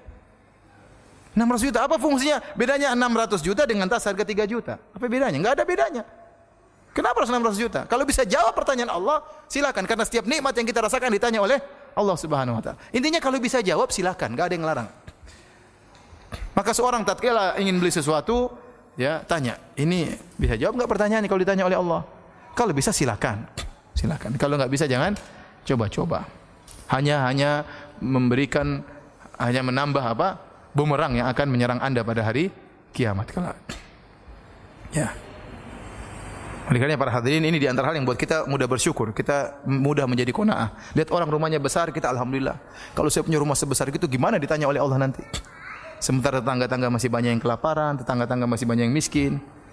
Kemarin saya merasa sedih sekali kemarin Bukan sedih karena saya jarang biasa mengalami seperti itu ya. Saya alhamdulillah kalau misi pengajian dijemput kebanyakannya seringnya pakai mobil ya. Pakai mobil dengan berbagai macam modelnya. Saya ustaz tapi naik mobil macam apa saja pernah ya. Mobil butut, mobil mewah, mobil super mewah juga alhamdulillah sudah alhamdulillah ya. Suatu saat saya ingin mengisi di Bekasi waktu itu. Berapa minggu yang lalu. Waktu weekend sangat padat waktu itu. Sampai akhirnya tidak terburu padahal saya keluar dari rumah pada asar. Tidak terburu karena long weekend akhirnya saya bilang sama panitia sudah saya naik ojek aja. Naik ojek. Karena enggak mungkin ini sudah lihat di Google masih jauh enggak terkejar. Akhirnya ada panitia yang turun dari mobil ngentopin Gojek di tengah jalan. Jadi saya naik Gojek. Naik Gojek masuk di tengah-tengah kepadatan. Baru pertama saya seperti itu. Asap-asap kendaraan. Subhanallah saya bilang selama ini saya di atas nikmat. Saya tutup terus ini. Sekarang saya enggak kuat asap seperti itu. Kemudian masuk sampai di depan rel kereta api, nunggu kereta api lewat. Jing jing, waduh kata saya. Benar-benar saya merasakan subhanallah kasihan orang-orang ini selama ini. Ya mungkin mereka biasa, saya tidak terbiasa, kaget merasakan seperti itu ya. Ibu-ibu, ada yang gonceng orang tua, ada yang anak-anak. Saya lihat sendiri itu, padat sekali waktu itu. Ya. Saya sering lihat mereka tapi saya tidak terpikirkan kalau seperti itu parahnya. Karena melihatnya dalam mobil, kasihan. Enggak. Ini sekarang saya turun langsung baru saya rasakan apa? Ya Allah, gitu ya meskipun saya naik mobil orang bukan mobil sendiri, nikmatnya luar biasa. Jadi kalau kita lihat seperti ini dan kita lihat ke bawah, ya, kita juga tahu bahwasanya setiap nikmat akan ditanya oleh Allah Subhanahu wa taala, memudahkan kita untuk bersyukur. Ya. Antum bayangkan saya bisa bayangkan orang punya rumah 8. Itu gimana nanti di akhirat? Ya. Orang punya rumah 8, kemudian punya mobil 10. Gimana ditanya di akhirat? Ya kalau semuanya diperlukan enggak apa-apa, yang penting dia bisa jawab. Tapi kalau cuma dipajang aja, kapan dia sedekah buat masjid, kapan dia bangun pondok, ini harta semua akan ditanya. Pertanyaan bakalan apa? Bakalan panjang. Taib. Di antara hal yang bantu kita untuk bersyukur kepada Allah Subhanahu wa taala, berdoa kepada Allah agar kita menjadi hamba yang pandai bersyukur. Di antaranya adalah doa tatkala dubur salat, sebagaimana di akhir salat, sebagaimana kata Nabi sallallahu alaihi wasallam kepada Muadz, "Ya Muadz, inni uhibbuk." Ya Muadz, sungguhnya aku cinta kepadamu, kata Nabi sallallahu alaihi wasallam. "Fala tada'anna fi kulli duburi salat an taqul." Jangan sekali-sekali kau tinggalkan setiap di akhir salat engkau berdoa, "Allahumma a'inni ala dzikrika wa syukrika wa husni ibadatik."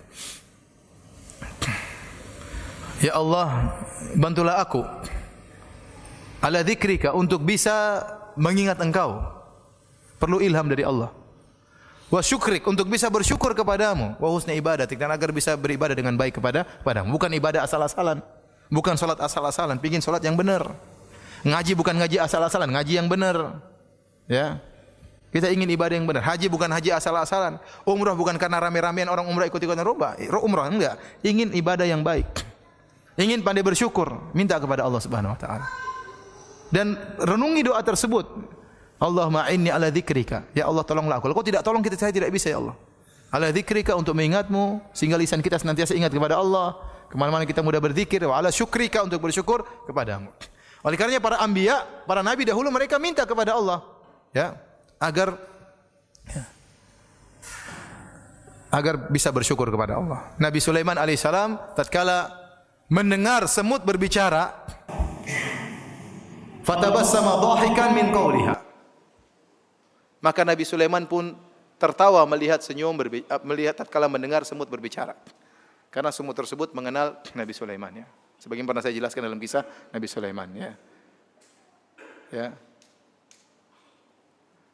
Kata semut tersebut, "Udkhulu masakinakum la yahtimannakum Sulaiman wa junuduhu wa hum la yash'urun." Kata semut tersebut, "Ya ayuhan namlu, wahai pasukan semut, wahai yang merasa semut." Ya. Ya ayuhan namlu. Ini sebenarnya saya jelaskan karena semut tersebut menggunakan an-naml, kata jama' ada alif lamnya dan dalam bahasa Arab memberikan faedah keumuman. Antum kan enggak tahu kan? Ini kaidah usul fikih. Dia mengatakan, "Ya ayuhan namlu, wahai seluruh semut, wahai yang merasa semut. Udkhulu masakinakum, masuklah ke rumah-rumah kalian tanpa terkecuali." Kenapa? La yahtamannakum Sulaiman wa junuduhu wa hum la yash'urun. Jangan sampai kalian keinjak oleh Sulaiman dan pasukannya. Subhanallah. Semut ngomong begitu, Nabi Sulaiman apa? Dengar dan dia tertawa. Kenapa? Ini karunia luar biasa. Semut jaraknya jauh, paling tidak mungkin 2 meter, 3 meter di bawah Nabi Sulaiman. Dan dia ngomong didengar oleh Nabi Sulaiman, Allah bikin dengar. Kemudian dia ngomong, semut aja jalan di sini kita enggak dengar. Jalan telinga kita, ngejek kita, ini telinganya bau enggak dengar kita. Ini semut di ujung dengar Nabi Sulaiman. Kemudian semut ini kenal Sulaiman yang lebih menakjubkan. Dia bilang la yahtimannakum Sulaiman wa junuduhu. Jangan sampai kalian kelindes Sulaiman dan pasukannya. Wah, kenal sama saya. Nabi Sulaiman tertawa. Dhahikan min qauliha. Dia tertawa dengan perkataan semut tersebut. Kemudian dia berkatakan, berdoa, Rabbi auzi'ni an ashkura ni'mataka allati an'amta alayya wa ala walidayya wa na'mala salihan tardah. Maka dia berdoa, ya Allah ilhamkanlah kepadaku agar aku bisa bersyukur kepadamu. Dan agar aku bisa beramal soleh. Bayangkan Nabi Sulaiman minta agar Allah mengilhamkan rasa syukur kepada beliau. Apalagi kita. Kalau para nabi saja berdoa agar bisa bersyukur kepada Allah, apalagi kita. Maka jangan lupa untuk berdoa kepada Allah agar bisa diberi sifat pandai bersyukur kepada Allah Subhanahu wa taala. Taib hadirin dan hadirat yang Allah Subhanahu wa taala, terakhir kita bahas tentang hal-hal yang bertentangan dengan syukur, hal-hal yang menunjukkan kita tidak bersyukur. Di antara hal-hal yang menunjukkan kita tidak bersyukur, yang pertama penyakit yang namanya penyakit ujub. Penyakit ujub adalah ya bangga dengan diri sendiri, lupa dengan al-mun'im al-haqiqi, siapa pemberi nikmat yang sungguhnya. Ya. Sehingga dia merasa keberhasilan karena dirinya. Sebagaimana perkataan Fir'aun, sebagaimana perkataan Qarun, tatkala dia memiliki harta yang banyak, dia mengatakan innama utituhu ala ilmin indi. Sungguhnya saya dapat rezeki yang banyak ini, saya dapat harta yang banyak ini ala ilmin indi, karena saya punya ilmu tentang masalah mencari harta. Jadi ini hati-hati. Ya. Makanya orang sebagian ulama mengatakan orang ujub itu orang yang berbuat syirik kepada Allah karena dia merasa dia ikut serta bersama Allah dalam keberhasilannya. Padahal keberhasilan dia semurni dari siapa? Dari Allah. Ya, betapa banyak orang yang berusaha tidak berhasil. Terkadang terungkap dari sebagian orang, karena saya banyak pengalaman akhirnya saya berhasil. Ya, karena saya banyak pengalaman. Karena saya cerdas makanya saya berhasil. Kita bilang tidak demikian. Kecerdasan tidak berbanding lurus dengan kekayaan. Betapa banyak orang yang cerdas, betapa banyak orang sampai kepalanya botak karena saking cerdasnya. Profesor-profesor duit enggak punya. Neliti sana neliti sini, tanya tentang macam-macam masalah kimia, masalah matematika canggih, ya, tapi duit enggak ada. Maka kecerdasan tidak berbanding dengan apa?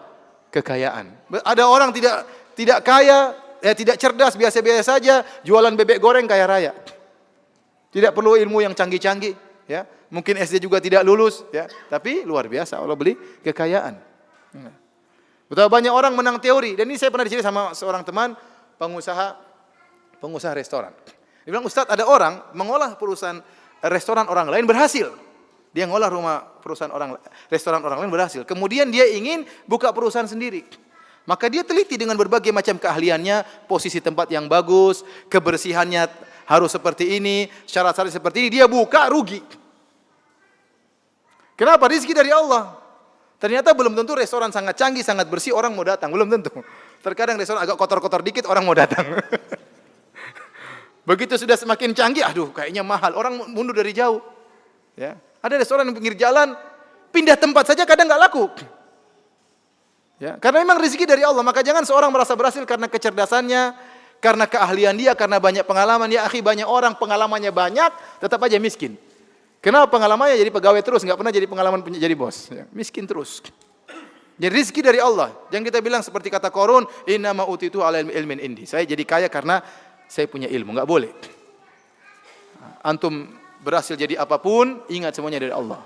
Ya, semuanya dari Allah Subhanahu wa taala. Makanya ujub itu sebagian mengatakan syirik. Kenapa? Karena dia merasa ikut serta bersama Allah dalam keberhasilannya. Padahal keberhasilan tersebut murni dari Allah Subhanahu wa taala. Kemudian juga di antara bentuk tidak bersyukur kepada Allah, menisbahkan kenikmatan kepada sebab, bukan kepada Allah Subhanahu wa taala.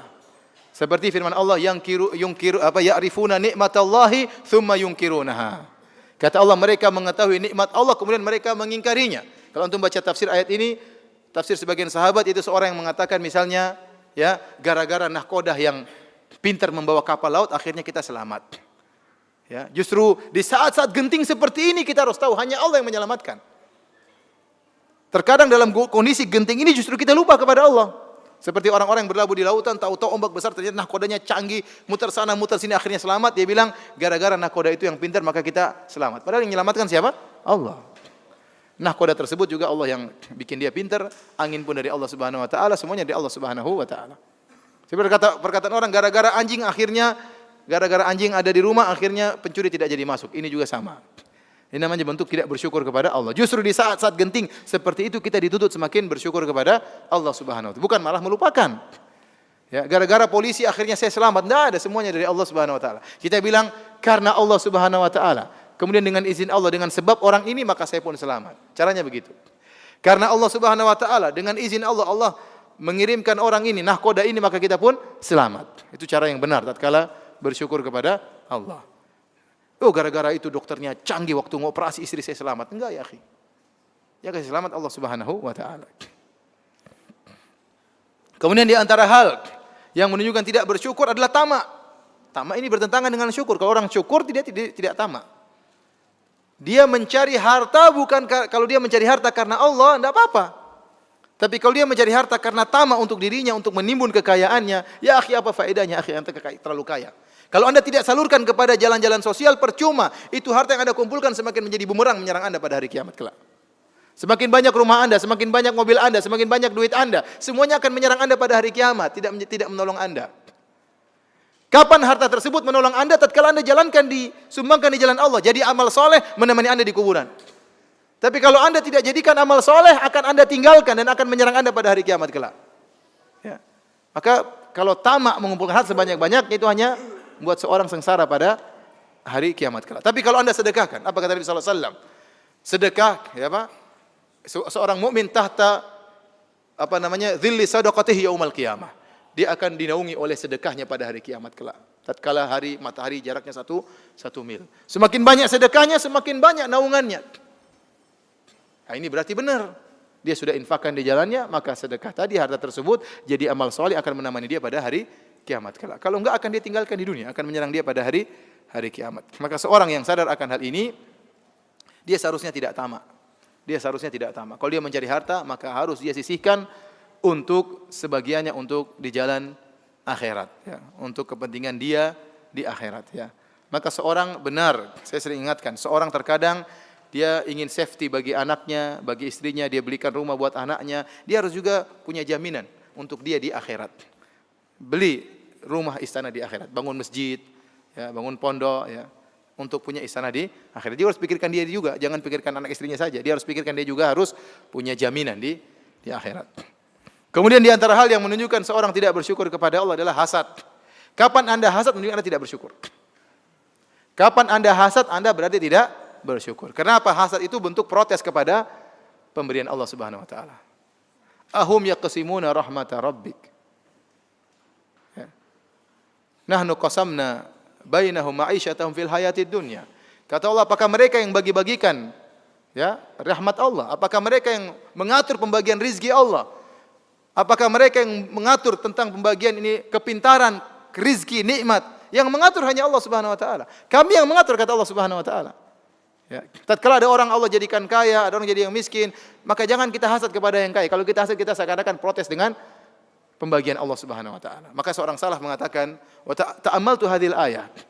Saya perhatikan terhadap ayat ini, sampailah dia pada firman Allah, nahnu qasamna bainahum ma'isyatahum fil hayatid dunya. Kami yang bagi-bagi, kata Allah. Rizki, kecerdasan, kepintaran, ya, dan macam-macamnya Allah yang bagi-bagi. Maka saya pun ridho dengan pembagian Allah Subhanahu wa taala dan saya tidak pernah lagi hasad kepada seorang pun.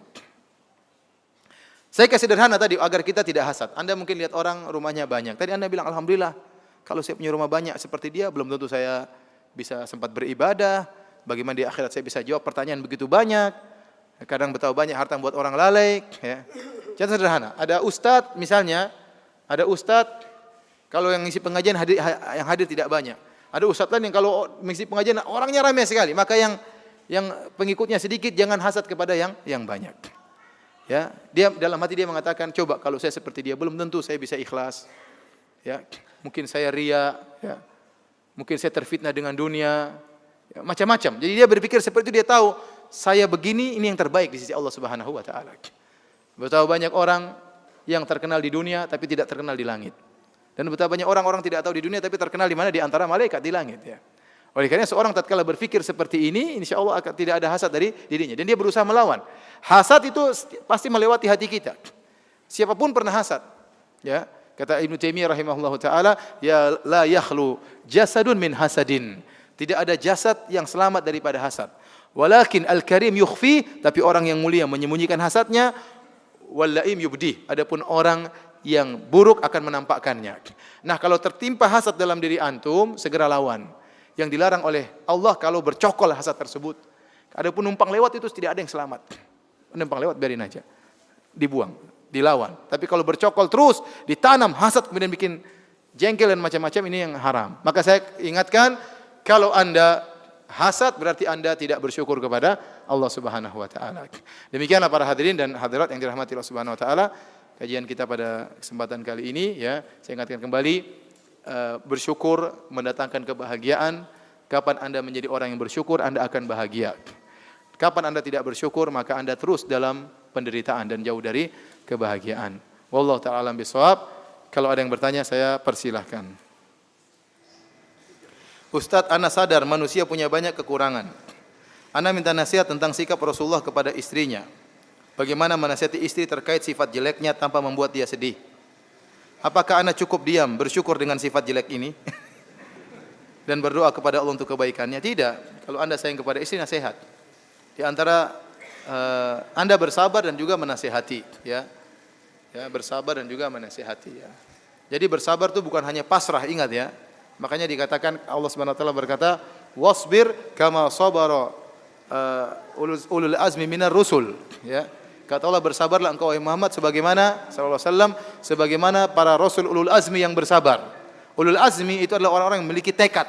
Ini dalil bahwasanya kesabaran digabungkan dengan tekad. Jadi Anda bersabar tapi bukan pasrah, berusaha. Bersabar istri misalnya memiliki akhlak yang buruk, tapi nasihati dia. Pilih waktu-waktu yang tepat untuk menasihati istri. Contoh misalnya ngobrol sebelum tidur sambil mijit-mijit istri. Ya, jangan pas lagi marah kemudian Anda nasihati, susah untuk dia terima.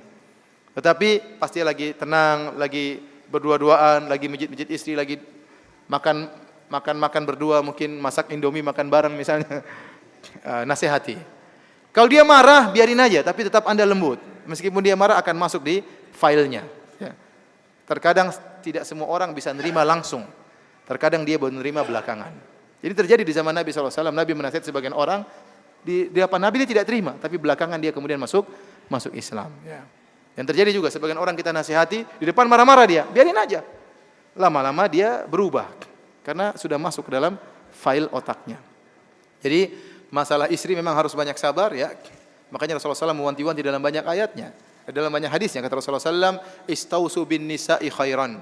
Hendaknya kalian saling mewasiatkan untuk berbuat baik kepada istri. Ya, fa innahunna khuliqna min dhila. Kenapa? Kata Nabi, mereka diciptakan dari tulang rusuk. Wa inna a'waja syai' fi dhila a'lahu. Dan yang paling bengkok dari tulang rusuk adalah bagian atas. Sebagian ulama menafsirkan karena yang paling bengkok itu lisannya perempuan. Ya. Kalau ngomong terkadang menyakiti suaminya, terkadang tidak dipikirkan terlebih dahulu, perasaannya lebih didahulukan dan macam-macamnya. Ya. Jadi suami harus bersabar. Bersabar ya. Anda jalankan hadis-hadis Nabi sallallahu alaihi wasallam. Ya. Kalau mau nasihati dengan cara yang baik, jangan dengan suara yang keras, ya, dengan dari hati ke hati, dengan senyum, dengan senyuman, ya.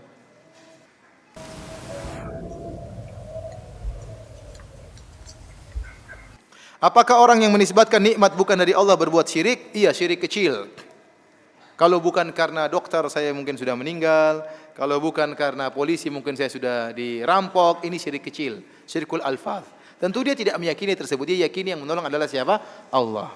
Tetapi Rasulullah SAW ingin kita bersyukur bukan cuma di hati, di lisan pun kita disuruh bersyukur. Maka seorang yang menisbahkan keberhasilannya atau keselamatan dia kepada selain Allah, maka itu syirik kecil. Syirik kecil. Secara hukum asalnya adalah syirik kecil.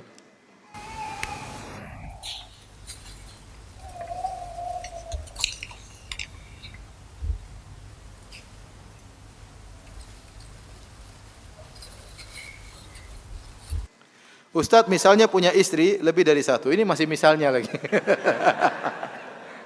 Syukuri yang ada. Nanti kalau bersyukur ditambah oleh Allah Subhanahu wa taala.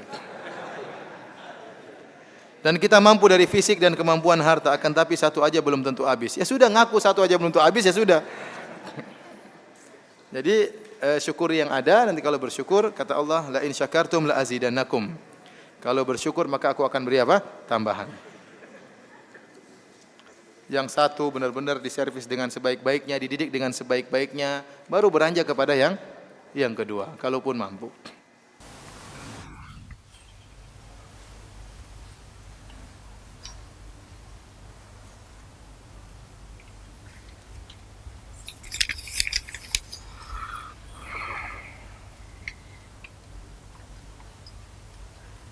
Pak Ustadz, tadi kan Pak Ustadz bilang kalau kita bersyukur itu harus banyak berzikir. Bolehkah berzikir saat sedang kajian tapi zikirnya hanya sebatas kita sendiri yang mendengar? Dan bolehkah berzikir saat sedang apa saja? Ya, selain di toilet. Terima kasih, mohon penjelasan. Iya. Kita waktu menghadiri kajian, ya, sebaiknya kita konsentrasi, ya. Kalau ternyata zikir kita mengganggu konsentrasi kita, maka ini mengganggu tujuan dari apa? Kajian. Ya. Oleh karena tatkala orang menghadiri khutbah Jumat, jangan berzikir sendiri, karena dia sedang mendengar zikir. Fas'au ila dzikrillah. Khutbah Jumat itu zikir. Ya, khutbah Jumat apa? Zikir. Maka dia karena itu mengingatkan kepada Allah Subhanahu wa taala. Ya. Tapi kalau dia bisa hatinya bisa dua sambil berzikir bisa ikut pengajian, ya enggak apa-apa, enggak ada yang larang, ya. Tapi sebaiknya konsentrasi, ya, karena para ulama dahulu waktu menghadiri kajian mereka mendengar dengan baik, karena ilmu itu butuh untuk diresap, untuk dipahami, ya, untuk dicari apa yang tidak dipahami, untuk ditanyakan, ya. Adapun di mana-mana silakan berzikir. Di antara ibadah yang pahalanya banyak yang dilelehkan oleh banyak orang adalah zikir. Zikir itu ibadah yang paling mudah. Anda jadi mobil berzikir, subhanallah, astagfirullah, alhamdulillah, ya. Anda di pesawat bisa berzikir, di mana saja bisa berzikir. Namun banyak orang yang tidak berzikir. Kalau saya di Arab Saudi, saya sering dengar orang banyak berzikir. Orang tua sambil jalan astagfirullah, astagfirullah, sambil jalan ada yang ya subhanallah, alhamdulillah. Kita dengar dia berzikir. Ya, banyak. Di sini ibadah seperti itu kurang hidup, ya. Kurang hidup, ya. Kenapa? Terkadang kita malu mau berzikir, ya. Ya, kita saja kalau saya nemani syekh misalnya dalam mobil, berzikir syekhnya. Subhanallah, alhamdulillah, kita dengar berzikir. Kita kalau dalam mobil mau berzikir enggak enak, ngobrol aja teman, ngobrol, zikir pagi lewat, zikir petang lewat, ya, ngobrol terus. Ya. Mau kita berzikir diajak ngobrol terus sama teman, ya. Mau kita berzikir sendiri enggak, tapi kalau masing-masing berzikir ya alhamdulillah. Kita berzikir, teman yang lain ngerti, ikut juga berzikir. Maka jangan pekeuh untuk berzikir. Nanti insya Allah dia tahu, ya. Ya. Kadang-kadang saya bawa salat, assalamualaikum, subhanallah, Ustaz saya mau subhanallah, Ustaz saya mau tanya. Iya, apa pertanyaanmu? Enggak enak terkadang saya bilang, maaf saya masih zikir, jangan diganggu. Tapi terkadang kasihan mungkin dia punya keperluan apa-apa, ya. Ya udah saya stop zikir saya, kemudian saya jawab pertanyaannya. Demikian saja para hadirin dan hadirat, mohon maaf ya banyak pertanyaan yang belum bisa saya jawab karena keterbatasan ilmu, ya bisa ditanyakan kepada ustadz yang lain. Kalau ada pertanyaan-pertanyaan urgen, kalau bisa langsung bertanya kepada ustadznya, karena sebagian pertanyaan butuh perincian, butuh penjelasan lebih jauh, ya tidak mungkin dijawab di forum seperti ini, ya. Demikian kajian kita pada kesempatan siang hari ini. Semoga Allah menjadikan kita hamba-hambanya yang banyak bersyukur kepada Allah Subhanahu wa taala dan senantiasa mengingatnya dan bisa baik beribadah kepada Allah Subhanahu wa taala. Subhanakallah bihamdik asyhadu an la ilaha illa anta astaghfiruka wa atubu ilaik. Assalamualaikum warahmatullahi wabarakatuh. Jazakumullah khairan, barakallahu fikum. Video ini dibuat atas partisipasi dari donasi Anda. Semoga menjadi amal jariah bagi Anda semuanya.